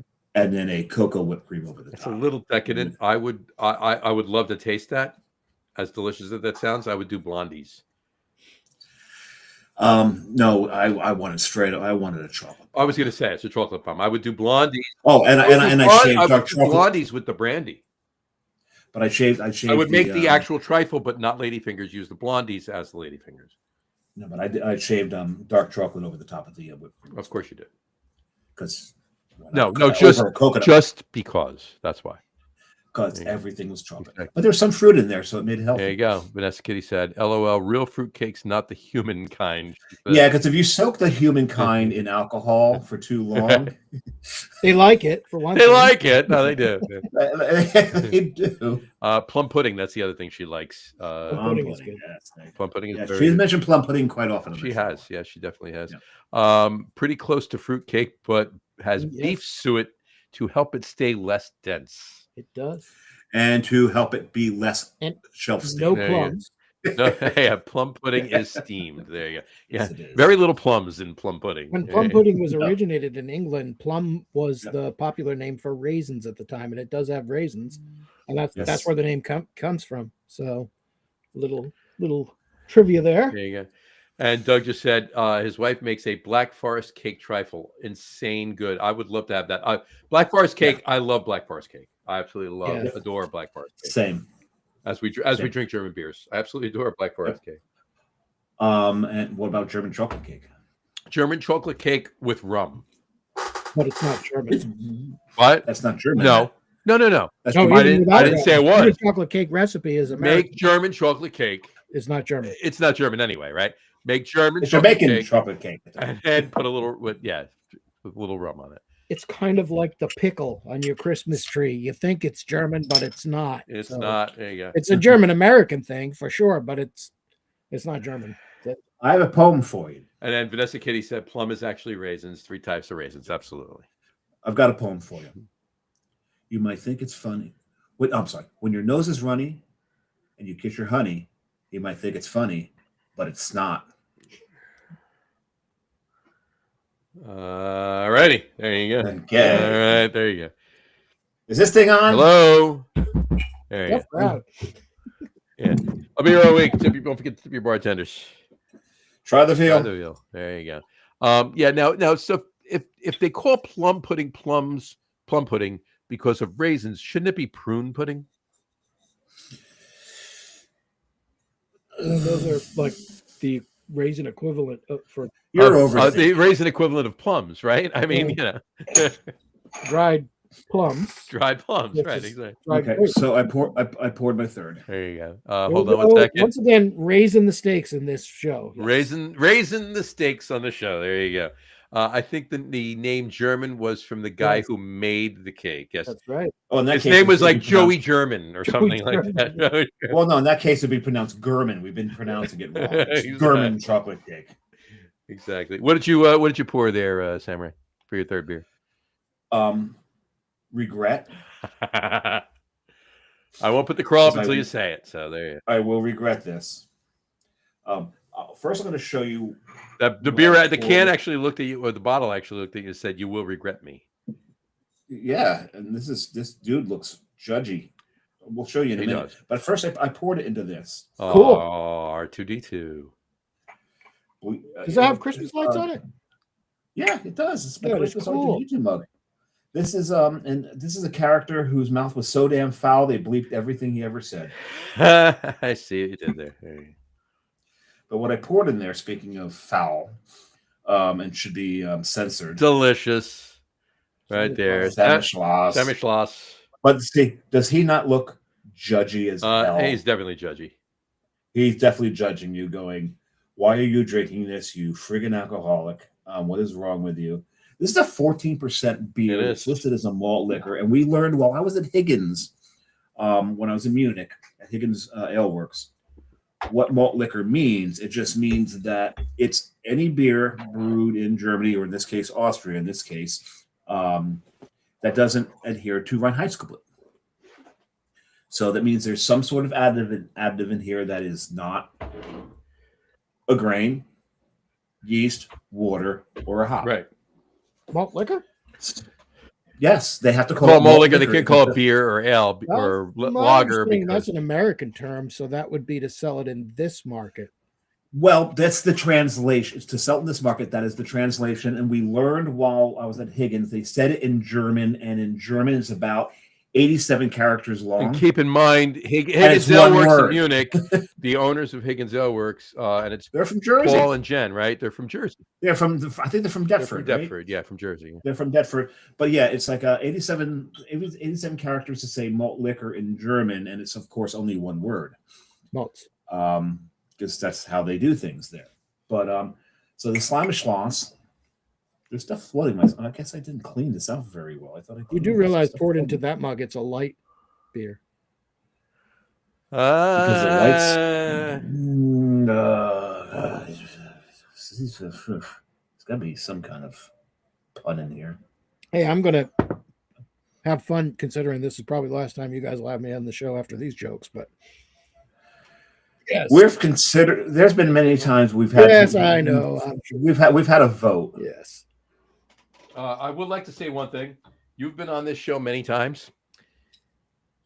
The most amount of times in any one calendar year that you've been on the show was this year. Wow. Yep. I'm moving up in the world. Cool. You're moving up in the world. Yep. I'm going to put that on my performance appraisal. I think you should. I'll write a little side note. And if you need references, Yes. don't call us. I will not list you guys. That's for sure. No, don't do that. Oh, you know what this tastes like? Beer? Stanislaus. It tastes like malt liquor. Right. Yeah, this tastes like Colt 45. Yeah. When I hear malt liquor, now obviously there's malt liquor. When I hear malt liquor, I think of Billy D. Williams. Colt 45. I'm expecting a bull to come crashing through his door at any moment. I mean, yeah. Well, I mean, he was in Star Wars, so I mean, He was Lando Calrissian. Calrissian, yeah. So there you go. And my third one is Dave's second one, and it's right there. Delicator or Deli Caterer. Deli caterer. I like that. Tell me if you don't get toffee and brown bread. I'm going to do it right now. It's a pretty beer too. It's nice, and I mean it's definitely garnet, dark ruby. You can't really tell. It looks like a stout here, but it's not. Okay, look. So it's a Guinness. No, it's not. Oh, I am getting brown bread. You're not wrong. Yeah, and toffee. Mm-hmm. Toffee and brown bread. Little dark fruit, but definitely I'm A little bit, but not. I'm but getting more where in the case. I'm getting where you're going. More like raisin, not like the fig. Yeah, no, not heavy dark fruit, not figs, not prunes, not any of that. It's definitely just very, very light raisin, but it's more the brown bread, the raisins in the brown bread, right? But not golden raisins. No, not golden raisins. Not golden raisins. There you go. The dark stuck together, you can pull it out in one big block. Exactly, John. Remember those? I remember those. Just you open the thing. It was the wax paper on it. Poof, they just fell in one glop. And you got this big block, and there's like you just like rip it. I didn't even bother like taking one off. I just ripped like 17 off and threw my mouth. But you have to inspect it because you're like, one of these has to be a cockroach, right? John, you poured a third beer, right? Yes, I am joining you guys in the BioVeda train. So BioVeda, there you go. Very nice. In your Tucker glass, which I do not have a Tucker glass. Damn. I do not have a Tucker glass. I let my wife try this beer. It took her a few sips, but she got the laugh. Oh, I'm glad that we're all saying it right, not calling it Toucher. Tucker, yeah. because that would be inappropriate. Not touch her. Yeah. And it's like, so the locker room guy's HR department wants to speak to you. Exactly. Oh, that's funny. These jokes are so bad, people may tune out to go watch the Trump press conference. But yes. Let's not do that. Let's not do that, man. Or they may tune out to go watch replays of the Giants season. No, they haven't gotten that. All right. Or Survivor. Do people still watch Survivor? Isn't this the last one? But there's a lot of people that watch Survivor, more than I ever realized I actually did. It's insane. Yeah, Survivor Baffin Island, I think, was a really bad idea. Mm-hmm. All right. You have to know where Baffin Island is. Baffin Island. So, that's in the Arctic Circle. So. Vanessa just said, it is a raisin pudding, actually, but here in New England, a number of desserts came from the English. Oh, of course. So, geez, it's called New England. But some of the best desserts in New England right now come from the Portuguese. Yeah. All right. On that note, I just want to take a detour really quick and bring up something, and I want John to bring up something that he posted on Honest Craft Beer Reviews earlier today or yesterday about some beer he ordered from the brewery. You ordered some beer, John? The brewery. Actually, my wife ordered it. Yes, Barbara ordered it. Right? I had been toying with the idea of getting a case of 12 beers of Christmas, Sure. which are split bottles. They're 375s. Right. They're not. It's $125 for 12, Mm-hmm. the 12 beers. But there's like two that I've never had before. I don't see them in Georgia anymore. So I was toying with it. But anyway, my wife hacked my brewery. I was going to get me it for There's free. one I have, and it's a 750 right there. It's Partridge in the Pear Tree. Yeah, Yep. I saw it up in New York State at the Chico's. But in the big bottles, they've only released them one a year, right? Yes. And I guess that's one of the attractions of the box is that you get all You get all 12, yeah. You get all 12, and they're all. I gotta find the Scotch ale. I have to find somebody who has. I gotta get a Scotch. It's very good, actually. I think I have one bottle of one of them left, and that's it. And there's two that I've never been able to find. Is it 10 Drummers Drumming? I think, or what have you. But well, whenever you get up this way, or I come down that way, if you split the Scotch ale with me, I will bring the 750 of the. Cool. That sounds good. That sounds Partridge in a Pear Tree. There you go. But anyway, she came to me and she's like, "Okay, well, you know what? I was going to get this as a surprise, but it's $46 for shipping. Why don't you just pick some others out? And it's $200. It's free shipping, so bring it up to $200, and that could be one of your Christmas presents." So I did. How'd you upscale it? What did you get on there? I got the Walnutter. I got Black Tuesday. I got Black Tuesday is such a great beer. A couple others. There was, I can't remember. There was like a barley wine. In a small One of my bottle. favorites they did was called Beauregard. Remember Beauregard? Beauregard's good. No, I don't think I've ever had that one. It's sour blueberry. That wasn't on the. I don't remember seeing it. It could have been on the list, but Sour in the Rye is fantastic. Oh, sour in the rye is amazing. Gray Monday is very good. Chocolate Rain is fantastic. Oh, Chocolate Rain, so good. Yeah, because John and I know a bar owner who was part of the club, and most of these I had with Ryan. Yes. Yeah, right. Anyway, go ahead, John. Well, yeah. So we picked out $200 for it, and she ordered it. And they said she got a confirmation that the order was received. They charged her credit card, and then they said they wouldn't ship to your state. No, then they said they sent us a link and said track it on Shop app. They never sent us tracking. And then Georgia is one of the states they ship to, so that's all well and good.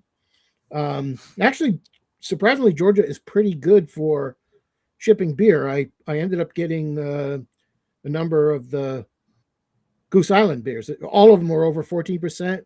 So you cannot legally buy them in Georgia, but you can have them shipped here, which is stupid. Interesting. But anyway, week and a half goes by. It says it's coming UPS, and you'll see the tracking and the notification on Shop that it's shipping to you. Nothing. We didn't hear anything. Week and a half later. So she emails them. She doesn't hear anything for several days.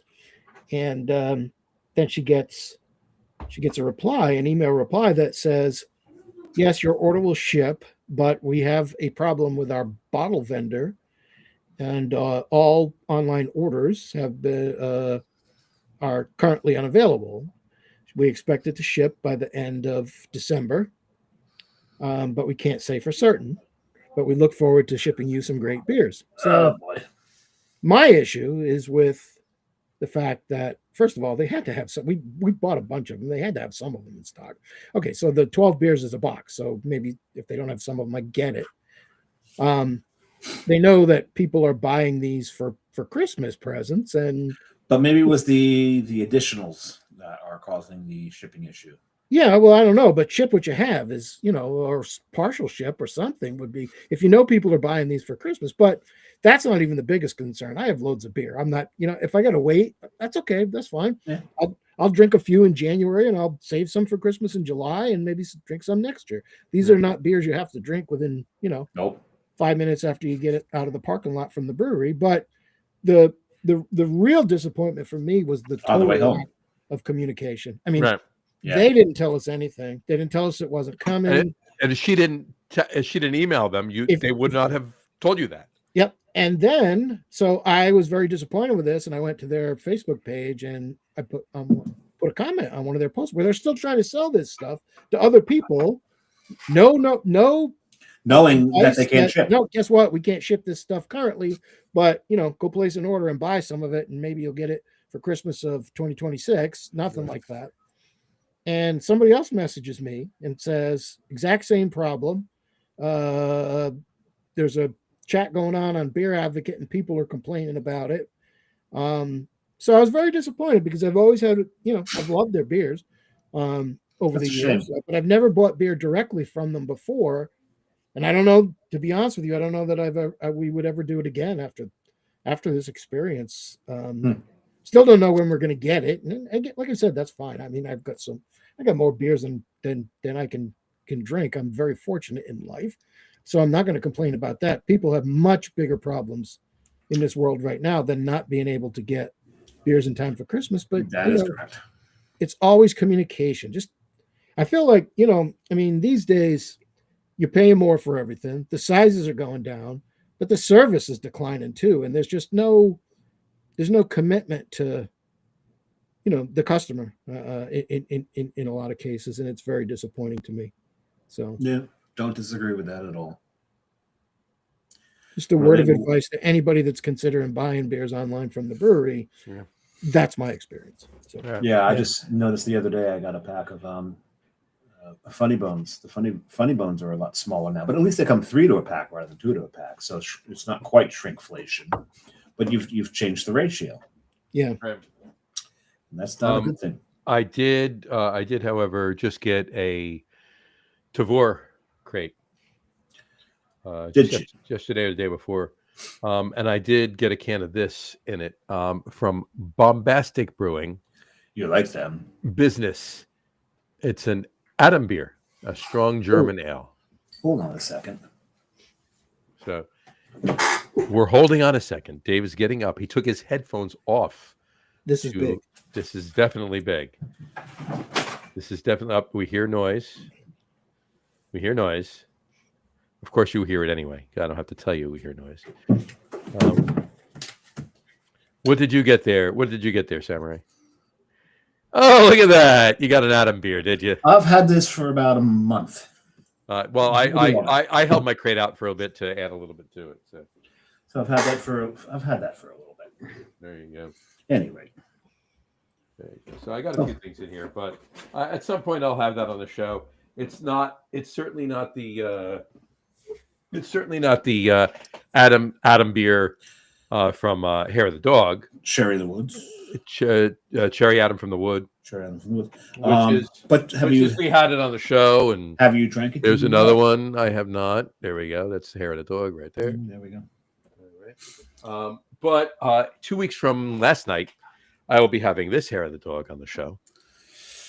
I've got one of those. I see that right there. Don barley wine. There you go. So, that's going to be a sloppy. It's going to be a good show. There you go. better for you than for most, but yes, it's going to be a good show. Exactly. Yeah, the show will start off okay, get a little better for all of our viewers, and then become incomprehensible. Exactly. I'll be having this beer on the show as well.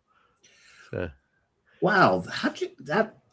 somebody That's- brought this back from Europe. for That me. actually doesn't exist. You can't get that in this country. You can't. Somebody brought it back from Europe for me. There you go. Who And- who did that? Who And did it's that? and it's appropriate that you're showing this on National. That is Maple Syrup why Day. National Maple Syrup Day. It is a imperial stout, Heaven Hill barrel aged maple and vanilla imperial stout.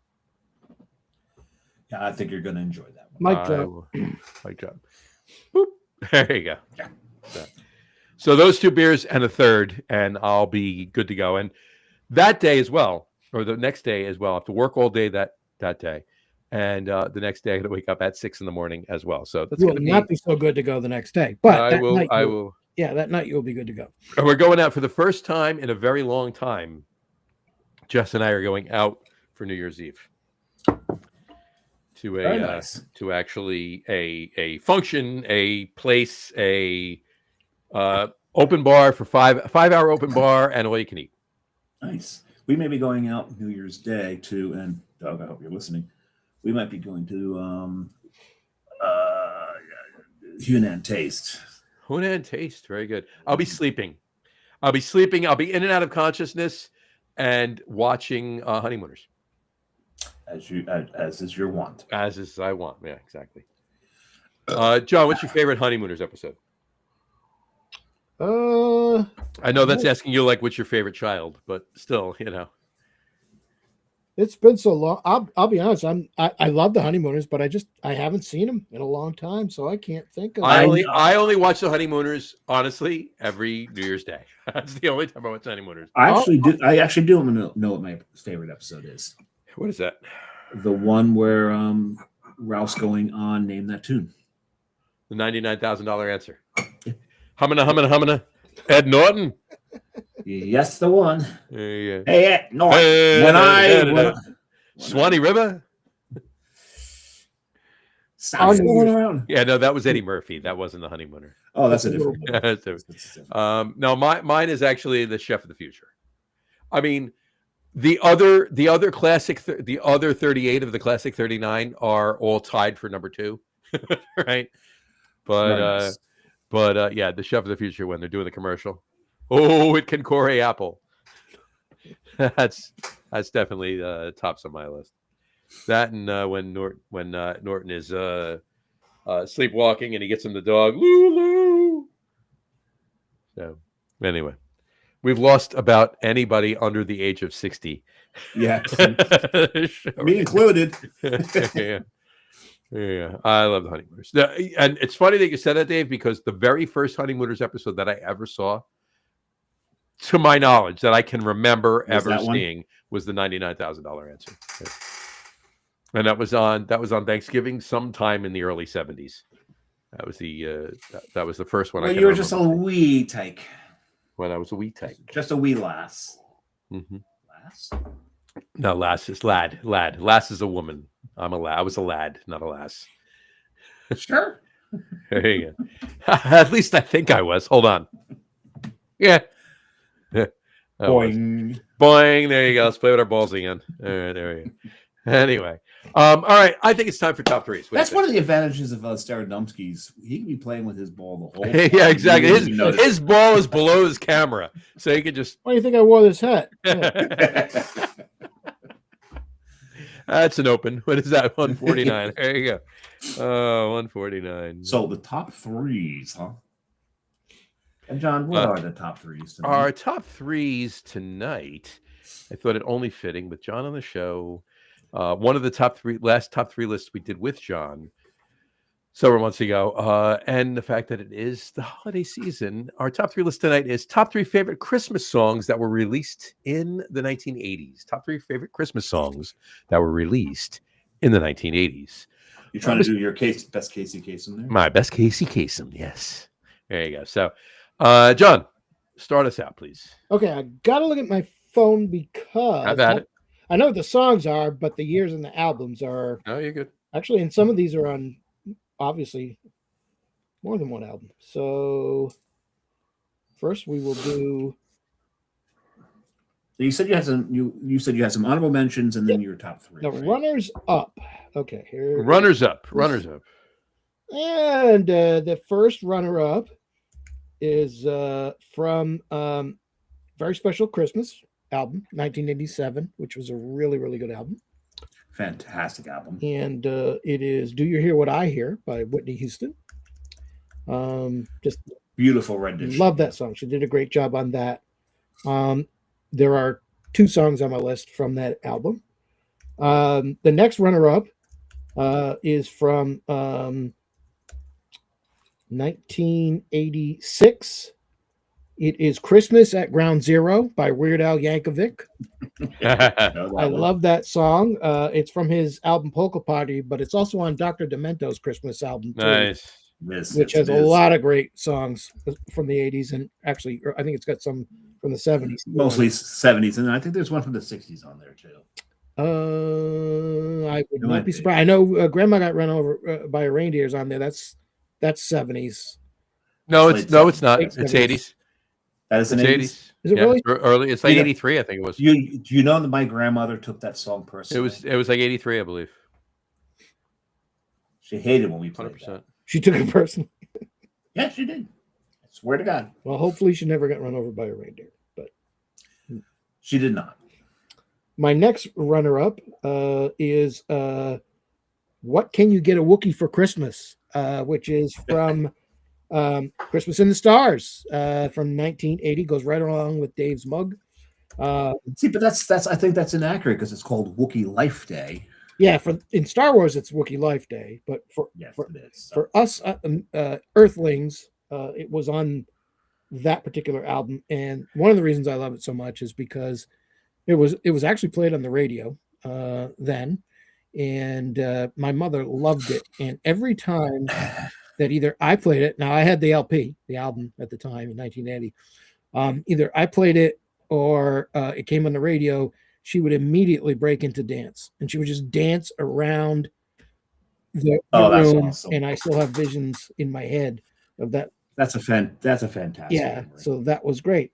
Now to the list of the top 3, and the first one is by Bob and Doug McKenzie. It's 12 Days of Christmas from Great White North, their album 1980. And a toque. There you go. And a beer in a tree, right? And a beer in a tree. No, it was 5 gold. It was 5 golden toques, yeah. And a beer in a tree, yeah. 5 golden toques. And a beer in a tree. Yeah, there you go. But that was on their Great White North album from 81, but that's also on the Dr. Demento album too, if anybody's keeping track.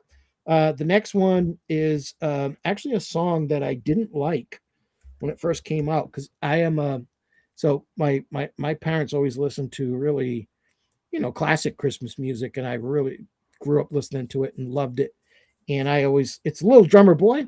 I like the original version so much by Harry Simeone Choir that I don't know, I couldn't tolerate another version, but it has grown on me immensely over the years. It's by Bob Seger. It's on Very Special Christmas from 87. Mm-hmm. What song was it? I'm sorry, what'd you say? Little Drummer. Little Drummer Boy. Yeah, Little Drummer Boy by Bob Seger, and it's just one of my favorite versions now. I just think it's awesome. And then the top one for me would be it's hard to pick a song off this album because I almost never listen to a song off this album. I listen to the entire album every time. But it's We Three Kings from Mannheim Steamroller from their Christmas album from 1984. And that's my favorite song on that album, but that's a very difficult decision. It's just a fantastic album. So there you go. Awesome. You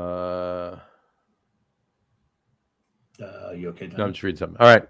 Cool. That's awesome. All right. Samurai, have at it. So I also have 3 honorable mentions. Well, 2 of them are actually.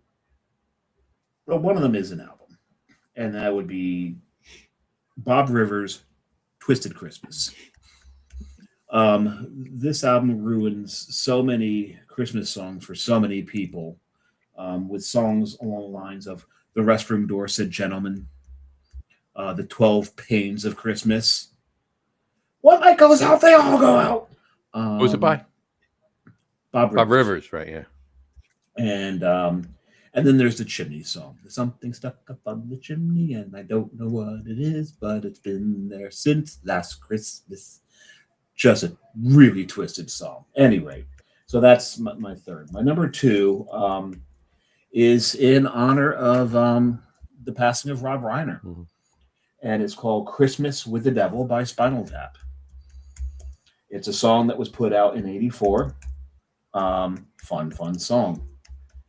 Another one is, and this echoes your little drummer boy there, John.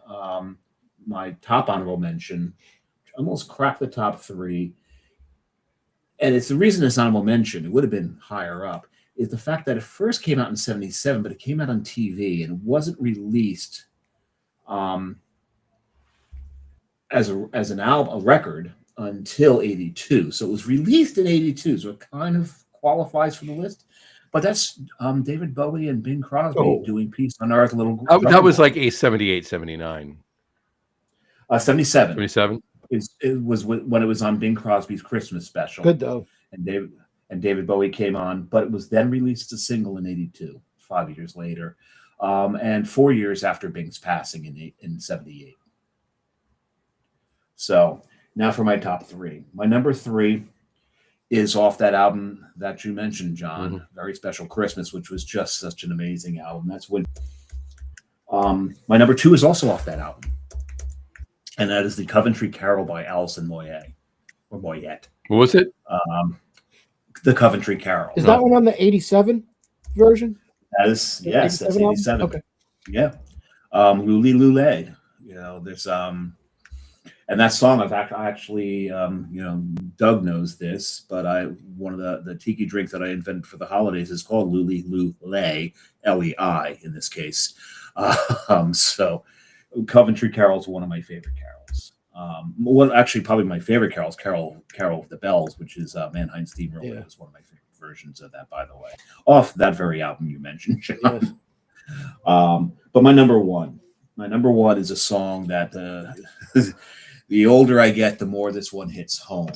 And this one came out in '89, so it barely qualifies. And it's from Jethro Tull, and it's called "Another Christmas Song." And if you've got kids and you're starting to get up there in years, this song will hit home when you listen to it. It's really an amazing song.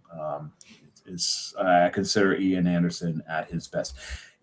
Years ago, he had done a song called "A Christmas Song," and that's a good song. But "Another Christmas Song" that he did, I think that's tops. Which one was it again? Another Christmas song. Yeah. It's fantastic. Cool. We'll check it out. Yeah, you got to check that one out. It's it'll stick with you. There you go. I really like 12 Queens of Christmas you mentioned, by the way, and that is also on that Dr. Demento Christmas album. Yes, it is. Yep. Yes, it is. Yeah. I went all pop. I mean, you guys dug deep. I mean, that's awesome. You guys really did. And that 12 Days of Christmas, I got to be honest with you, I absolutely love the Great White North, that Bob and Doug McKenzie, that 5 golden toques, and a beer and a tree. I mean, how can you not? In a tree. I mean, it's fantastic. But I went all pop. And it's things that I have that are on a playlist that we either have here or and make no mistake, there's songs from the 50s, from the 60s. I mean, there's Jingle Bell Rock from Brenda Lee. And I swear she says fucking pie, not pumpkin pie. You listen to that. She says fucking pie. I don't care what you tell me. If she doesn't, I do. So right. But anyway, and there's some jazz classics on there too. There's a lot of on my playlist. I'm just saying, right?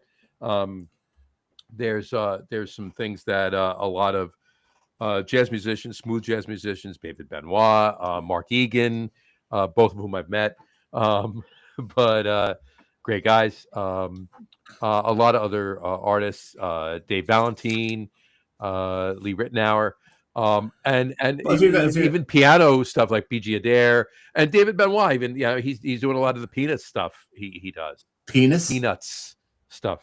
Oh, Charlie Brown Christmas, that's the penis not stuff. penis stuff. No, Yeah, Peanuts. You've been playing with your balls too much. I've been playing with my Yeah. playing my balls too. Well, the thing is, if you're going to go there, the one thing that almost made my list, almost made an honorable mention, but it's a cover of a Louis Armstrong song. Hello, It Donnie. was- no, That's Jimmy not Durante, that but- one. But it was Buster Poindexter. Is that you, Santa Claus? Is that you, Santa Claus? Old Louis Armstrong. Oh, Classic. yeah, it's great. But he redid it So mine are in the 80s. yeah, by the way. and like I said, I went all pop. My honorable mentions are, and yes, and only because it's something that's always on. It's on everybody's playlist. It's on mine. Just like the song, we listen to the song. It's one of the ones that annoy people because they hear it so much, and there's Is it Mariah? no, Carey? no, That's- and that's '90s anyway. So, Yes, it is. and it does annoy somebody. It's a very polarizing song, but it doesn't. The original version doesn't bother me as much as you think it would, and it definitely made my honorable mention for '80s, and that's "Last Christmas" from Wham. I almost put it on my list. Yeah. It doesn't annoy me. It doesn't annoy me. That's why it's on my list. No, it doesn't It's very annoy me. polarizing. Some people, it'll come on, and some people will literally not even change the channel. They'll just turn the radio off. Wow. Right? I think it has stood the test It of time. definitely has. I think it's now Yeah. a classic It's Christmas song. I love that It is a song. classic Christmas song, 100%. I like it too. My second honorable mention, a little different, and that's "Christmas in Hollis" from Run DMC. Off Very Special Christmas, by the way. Yep. Yeah, there you go. It's Christmas time in Hollis, Queens. Mom's cooking chicken and collard greens, Yep. rice and stuffing, macaroni and cheese, and Santa puts gifts under Christmas trees. There you go. Anyway, so that's my number 2 honorable mention. And my number 3 honorable mention has nothing to do with the 80s, but on any Christmas song list, I have to mention my favorite Dominic Christmas the song of all time, trumps everything else. Sorry, I used that word. And it is Dominic the Donkey. Yeah. Dominic the Donkey. Yeah. I knew there's Lou Monte. When he brings the when you out. talk about Christmas beer, John's going to mention Celebration. You mentioned Christmas songs. He's got to bring up Dominic the Donkey. There you go. So, that's his. but I listened to that song so Hey, much John. in the 80s that for me it was an 80s song right there. And I gotta John. admit that was the favorite Christmas song of my buddy Rudy that passed away this year. So Oh, Rudy, geez. we're thinking about you. Rudy, absolutely. Beep beep beep beep beep beep beep There you go. to Rudy. All right. So my top 3. Here we go. Number 3. Hall & Oates, Jingle Bell Rock. They did a great version of it. They Philadelphia-sized. They definitely did. I do like the song. A couple of lines, the way Daryl Hall sings it. When I'm listening to Jingle Bell Rock from someone else, I throw in what they would say. My number 2, Christmas, Baby Please Come Home from U2. That's a great. Also from Very Special. From Christmas. Very Special Christmas. Yep. That was fantastic. So many great songs came up. They did. And Very Special Christmas 2, the second one was fantastic as well, but that was in the 90s. It was in the early 90s, yeah. And then my number 1 song from the 80s is for the Waitresses, Christmas Wrapping. Oh yes, that's a good one. They've graced me with the world's smallest turkey. Yeah. Wait, And you forgot cranberries too? you forgot cranberries too? Yeah, there you go. And Jess always mentions every year that that song was actually in her favorite TV show of all time. That would be the Gilmore Girls in season 1. It was in the Christmas episode. My wife loves that show too. Yeah. Oh yeah. I'll confess it's not you- bad. you- I've watched the episode. We used to watch them together, and it's. I know. I've looked. I've seen. I will not hold back. I've seen every episode with her. I probably remember more lines of the episodes than she does, and it's her favorite song. Stars Hollow. Absolutely. The humor is- It was a very well written I- show. Yeah, it and was. very well acted show. It was fantastic. The character development in that show was Very good. fantastic, even to the point where it's like, Oh, we're back to Rob Reiner now. Sally Struthers was fantastic. Yeah, Sally Struthers was great in it. Everybody, and even the B characters and everything else in it, they were well written, very well done show. Who wouldn't want to live in a town like that? Like Stars Stars Hollow, Hollow, right? You know, A lot of people forget that's where Melissa McCarthy got her start. it was.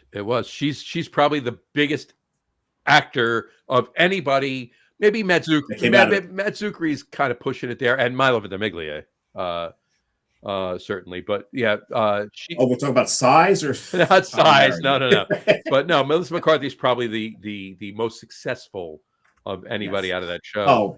But there's plenty of characters, plenty of actors and actresses that have been actors that have been in that show that are fantastic. Yeah, one of them moved on to be a star in Supernatural.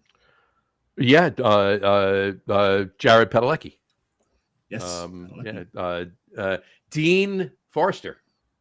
Dean Forrester. Yes. In return, my wife agreed to watch Picket Fences with me, and there you go. Another show that, I had in return to watch me watching Gilmore Girls, all the episodes with her. She agreed to watch Blacklist with me. So I now can't deny that I was a Gilmore Girls fan. Can I?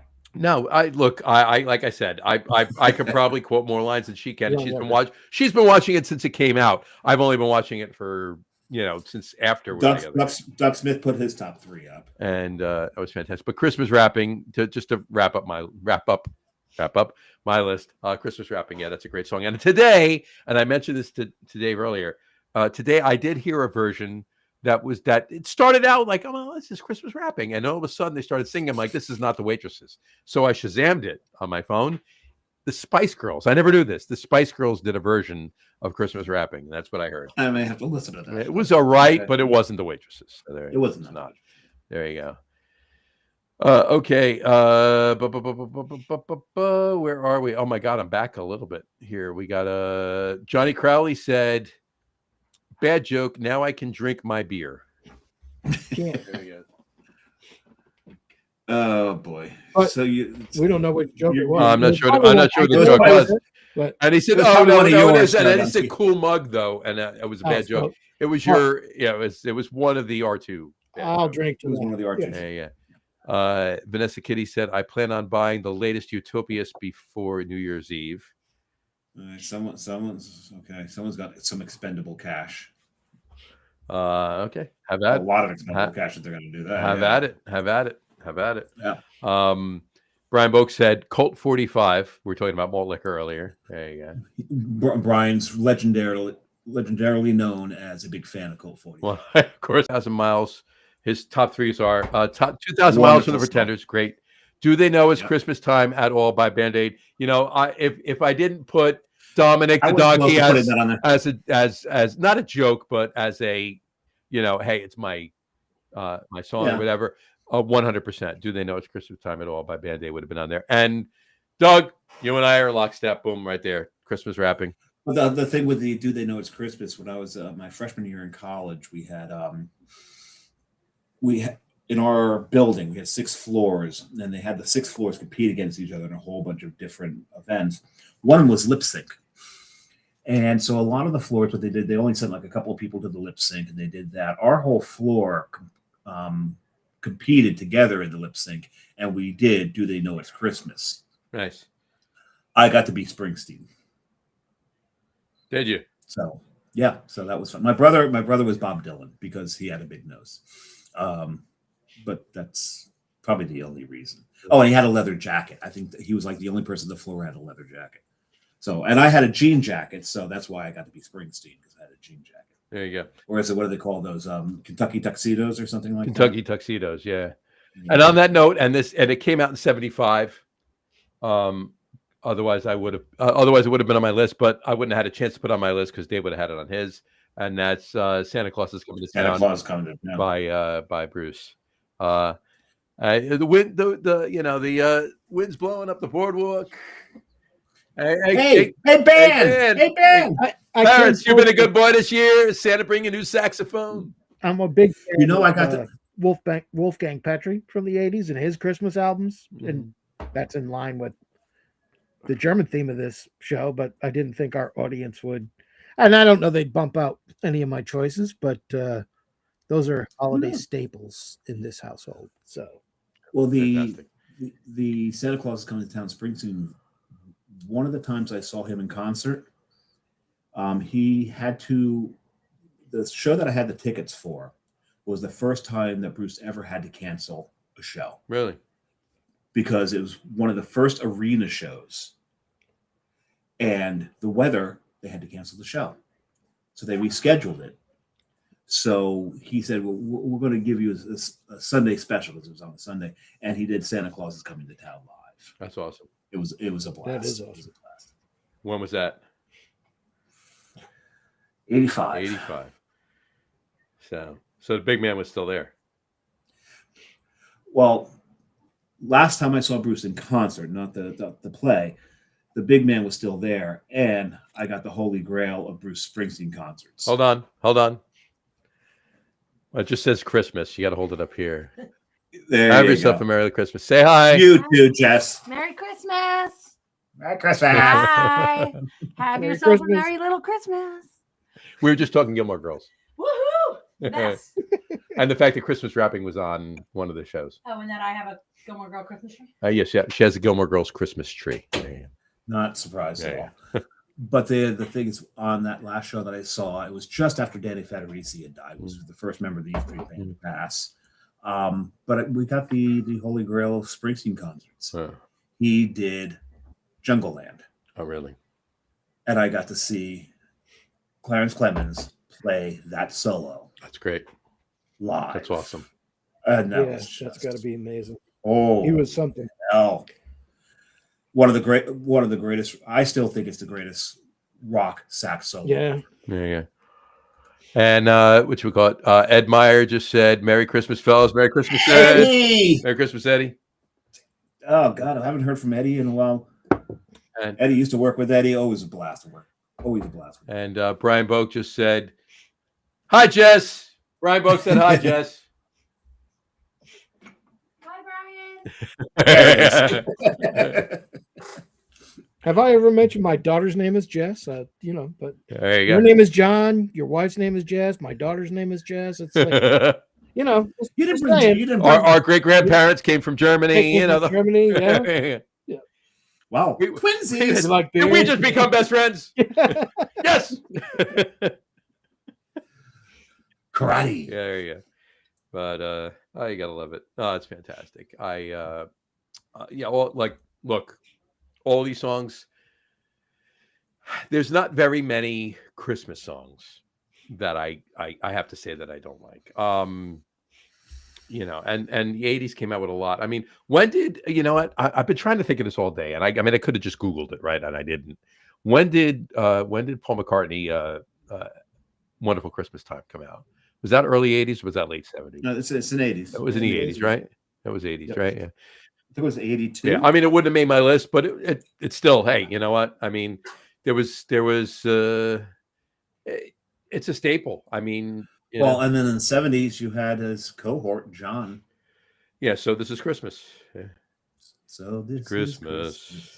And I will what say have this. you What done? have you done? I mentioned Another earlier. year over, a new one just begun. Go ahead, John. I'm sorry. No, you're fine. I was enjoying it. One of the reasons, I mentioned earlier about Bob Seger's Little Drummer Boy that Yes. now I can't stop listening to it. But I think we all associate Christmas with childhood, right? And most of my favorite Christmas 80s was great. I was in my 20s, my teens in the 80s, but Yeah, we were growing up, teens 60s when and it came out. 70s Christmas music is probably always going to stick with me the most because that was what my parents listened to. I heard my father had he was a big hi-fi enthusiast. Sure. And in those days, Christmas music was Living Strings, Living Voices, Ray Conniff, Ray Conniff, yeah, a definitely. lot of that old classic stuff. Sure. There's the Sinatra talked about it. The Montevani Orchestra. Montevani, yeah. Boston Pops with Sure. a lot of Oh, Arthur yeah. Fiedler. and so much Vince more. Guaraldi. And to this day, I still Vince Guaraldi, yeah. And that's why I said before with David Benoit. I mean, he With took the- over for with the- Vince with the- Guaraldi's Yep.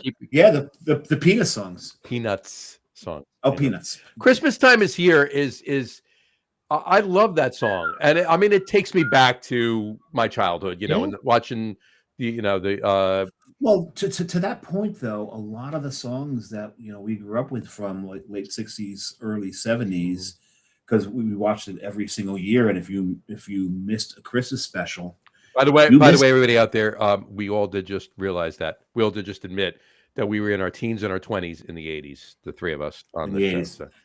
But a lot of the songs from those Christmas specials, like Silver and Gold, Put One Foot in Front of the Other. These songs, we grew up with these were some of our favorite songs, but they didn't qualify for this '80s because they were '70s and Late 60s and 70s, sure. But they right. were, So these, and of course, the thing is- I had a 50s song in my honorable mention for the 80s. Yeah. but what I used to do every year, I started off doing cassettes of Christmas compilations. Oh, yeah. And my friend I had to make a Bill- mixtape, right? You had to make a mixtape. Yeah. I made the mixtape, but my friend Bill, he's like, have you done the cassette year for this year yet? I'm like, I've just finished mixing it. Why? He's like, bring it over. And I went over. He had the first CD burner that had been released. Nice. So I started doing Christmas CDs. These became Christmas gifts to people I worked with, to this point that almost every single year around Christmas, someone that I work with that I'm friends on Facebook will send me a picture of one of the CDs. Nice. That's funny because my dad bought a VCR in 1979, and of course, as we know, right before that, Rudolph the Red-Nosed Reindeer was on Friday night at 8:00 on CBS. Guess what? If you, on CBS, if you weren't there, you didn't see it that You year. didn't see it that year, That was it. And my father was a year behind your father. 1980, we bought a VCR. yeah, and we recorded all that stuff, and every kid in the neighborhood that missed it was like, "Can we come to your house and watch Rudolph?" It was like, But here's the point, though. To me, that destroyed everything. So one of the CDs that I did was called "When the Specials Were Special," and I had to search and search and search, but I found the music that accompanied that word "special" that spiraled it on the TV. Remember that? Yeah. It was all bongos. Oh, yeah. Yeah. Didn't spoil it for me because I charged all those kids $1 a pop and ran it. But, But my CD opened up with that. But my point was, back then the specials were special because there was that whole thing. If you missed it, you missed it. You heard that music. You came running in the living room. You plopped your ass down. You didn't move. I will admit this. We got tapes, and I will tell you this, by the way. I somewhere, and it's got to be at my father's house. I'll have to look for it. Somewhere I have the first 6 hours of MTV.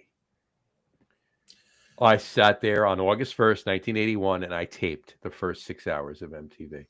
I put it on SLR, SLP, whatever the hell it's it. And one tape, 6 hours. Boom! I hit it on, boom, and it went 6 hours. And I got from midnight to 6 in the morning. And at that point in time, I basically had the same 12 videos played over and over again for 6 hours. Right. So you basically had the entirety of MTV playing music videos. Right. Pretty much, yeah. Video Killed the Radio Star was the very first one. It was the first one. And what was the second one? What was the second one? I don't know. What was the second one? Dave, do you know? I do, and I can't. The second one was Video Killed the Radio Star. You Better Run by Pat Benatar. Oh, that's right. Cool. That's right. I can't think of the third one right now. If you give me like 10 minutes, I could probably figure it out. If I Google it, I can figure it out.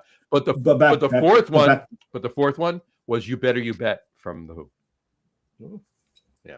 Now I remember those. I remember the other two. I remember 2 and 4. But anyway, but my point in saying this was, I taped the Christmas specials and anything else like the Great Pumpkin, Charlie Brown, and stuff like that. I taped them, but I don't think I probably watched them once or twice. We still waited till they came on and watched them live on TV. Still, yeah, but the point is, now you can watch them. You watch them whenever you want. They're not that special anymore. Exactly. You didn't go running into the room. You didn't mark it on the calendar. You didn't know what day it was coming out.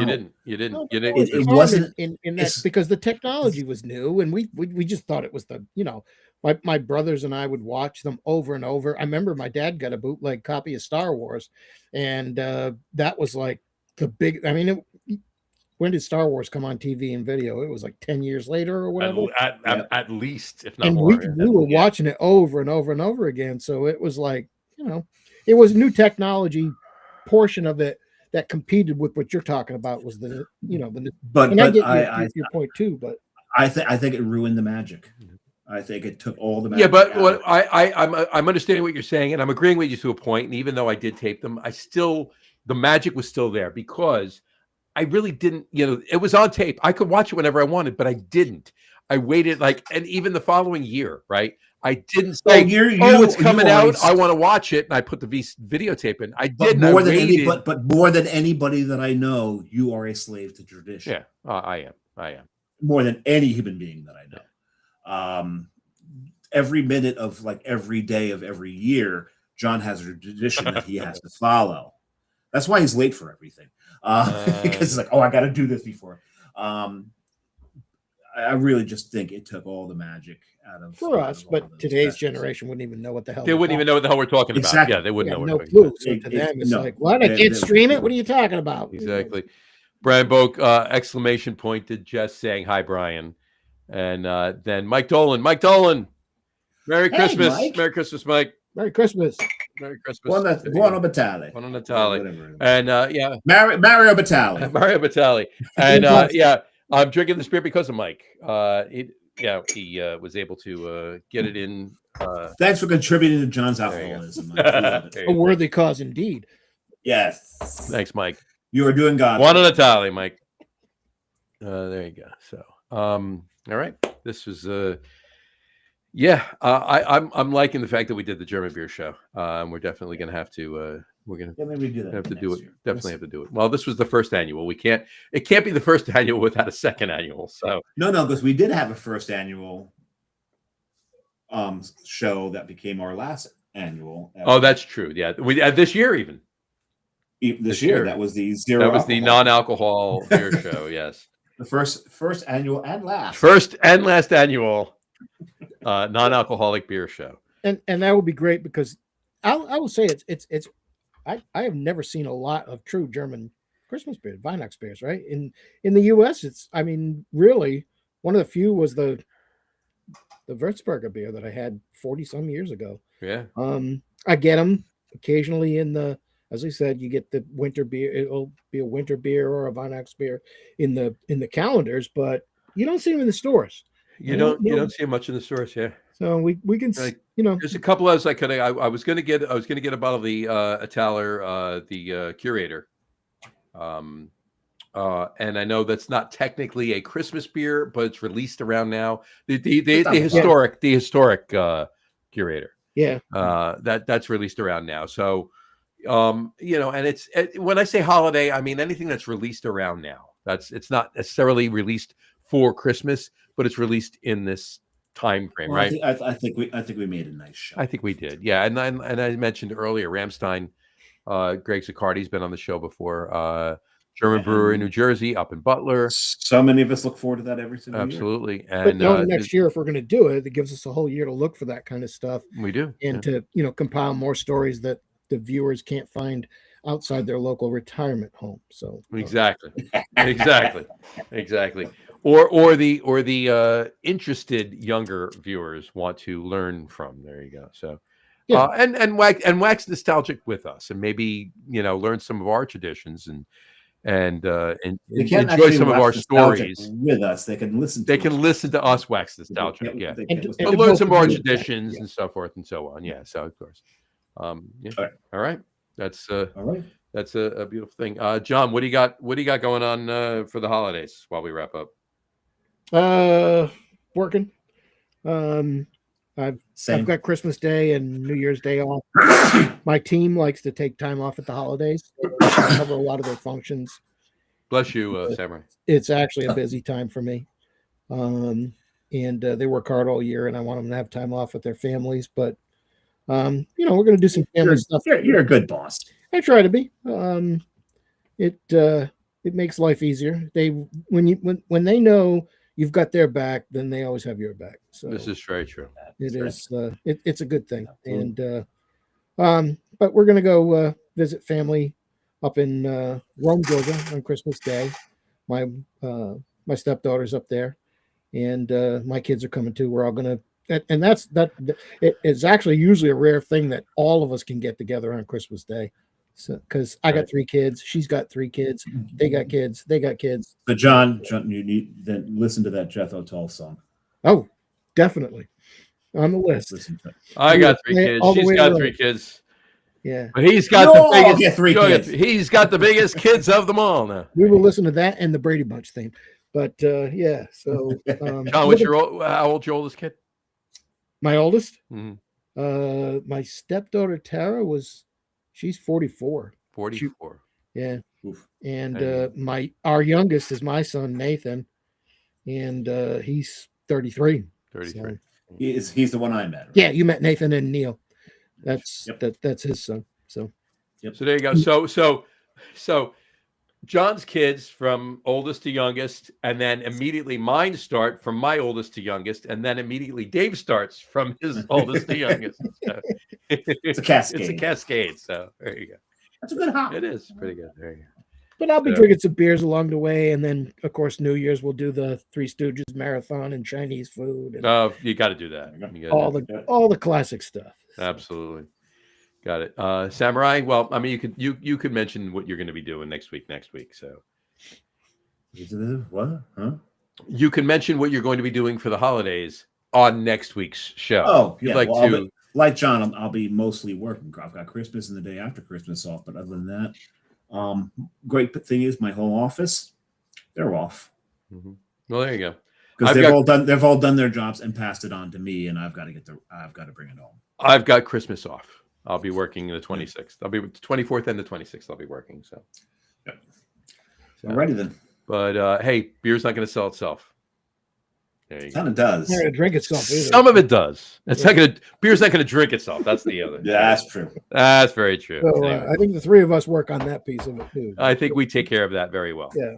So anyway, all right, John, stick around. We'll talk for a couple of seconds after we hang up. But on that note, we will wrap up the show for today. We want to thank everybody for watching, and those of you just listening to the audio podcast, thank you for listening. Don't forget to visit our website, www.logroom.com. That's LEGERROOM.com. And please remember, like us and follow us on all of our social media, Facebook, Twitter, Instagram, and of course, our YouTube channel. All of them are at The Log Room. Remember, we go live with the video podcast on Facebook, YouTube, X, and Twitch every Tuesday night around 6:30 p.m. Eastern Time. Remember, tonight was a special Wednesday show. We will be back next Tuesday night with our Christmas show, and more on that in a moment. And for those of you who just want to listen to the audio podcast, you can do so on our audio host Spreaker, as well as iHeartRadio, Apple Podcasts, Spotify, Odyssey, Audible, Pandora, Amazon Music, iTunes Music, YouTube Music, TuneIn, Podcast Addict, CastBox, Deezer, Podchaser, Listen Notes. Pretty much anywhere you can find an audio podcast, you will find the Log Room Guys Craft Beer Podcast. And if you haven't done so already, please subscribe to one or more of those feeds, and you will never miss a show. Again, thanks for following along with us. Have a great rest of your week. Have a wonderful weekend. Continue to have a wonderful holiday season. And we will talk to you next Tuesday night when we will have our 8-2. That's pretty good. Anything over 8, I'm happy with. I got a 9-4 once. I got over a 9 once. That was good. Oh, because you were drunk off your ass and you still killed it. And I still killed it. There you go. Yeah. Exactly. Next Tuesday is our. No. Oh, shut up. Done. Next Tuesday is our annual Christmas show on the 23rd, and it will, of course, be Tony Alacron, Drury, and Dave's brother Brian as our annual show. John's been on the annual Christmas show once, I think 2 years ago, last year or 2 years ago. A couple of years ago, yeah. A couple years ago, you were on. But Alacron's coming on with he's going to tell us all about a river trip that he took in Mexico. So that's going to be interesting. Yeah, I love following along with it. I get so jealous and then realize And how comfortable would I be though? you wouldn't. He wouldn't. He's comfortable. You wouldn't be. But No, I might be back in my day. Yeah, back in the day, not now, but back in the day. Yeah. Yeah, now with the hemorrhoids. I don't Tony, so know. yeah. There you go. Anyway, look, everybody, have a wonderful rest of your week. Have a wonderful weekend. Continue to have a great holiday season. Merry Christmas.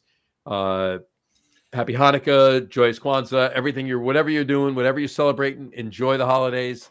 We will talk to you next week, folks. John, once again, thanks for coming on. This is a fantastic show. We And have definitely a vengeful Festivus. Is it vengeful? have a vengeful, yes. Merry Festivus, happy Festivus for the rest of us.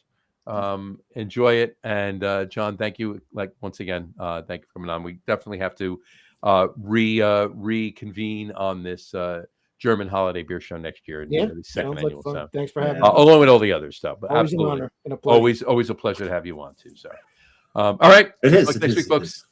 Right. Enjoy. Take care. Cheers. Ciao.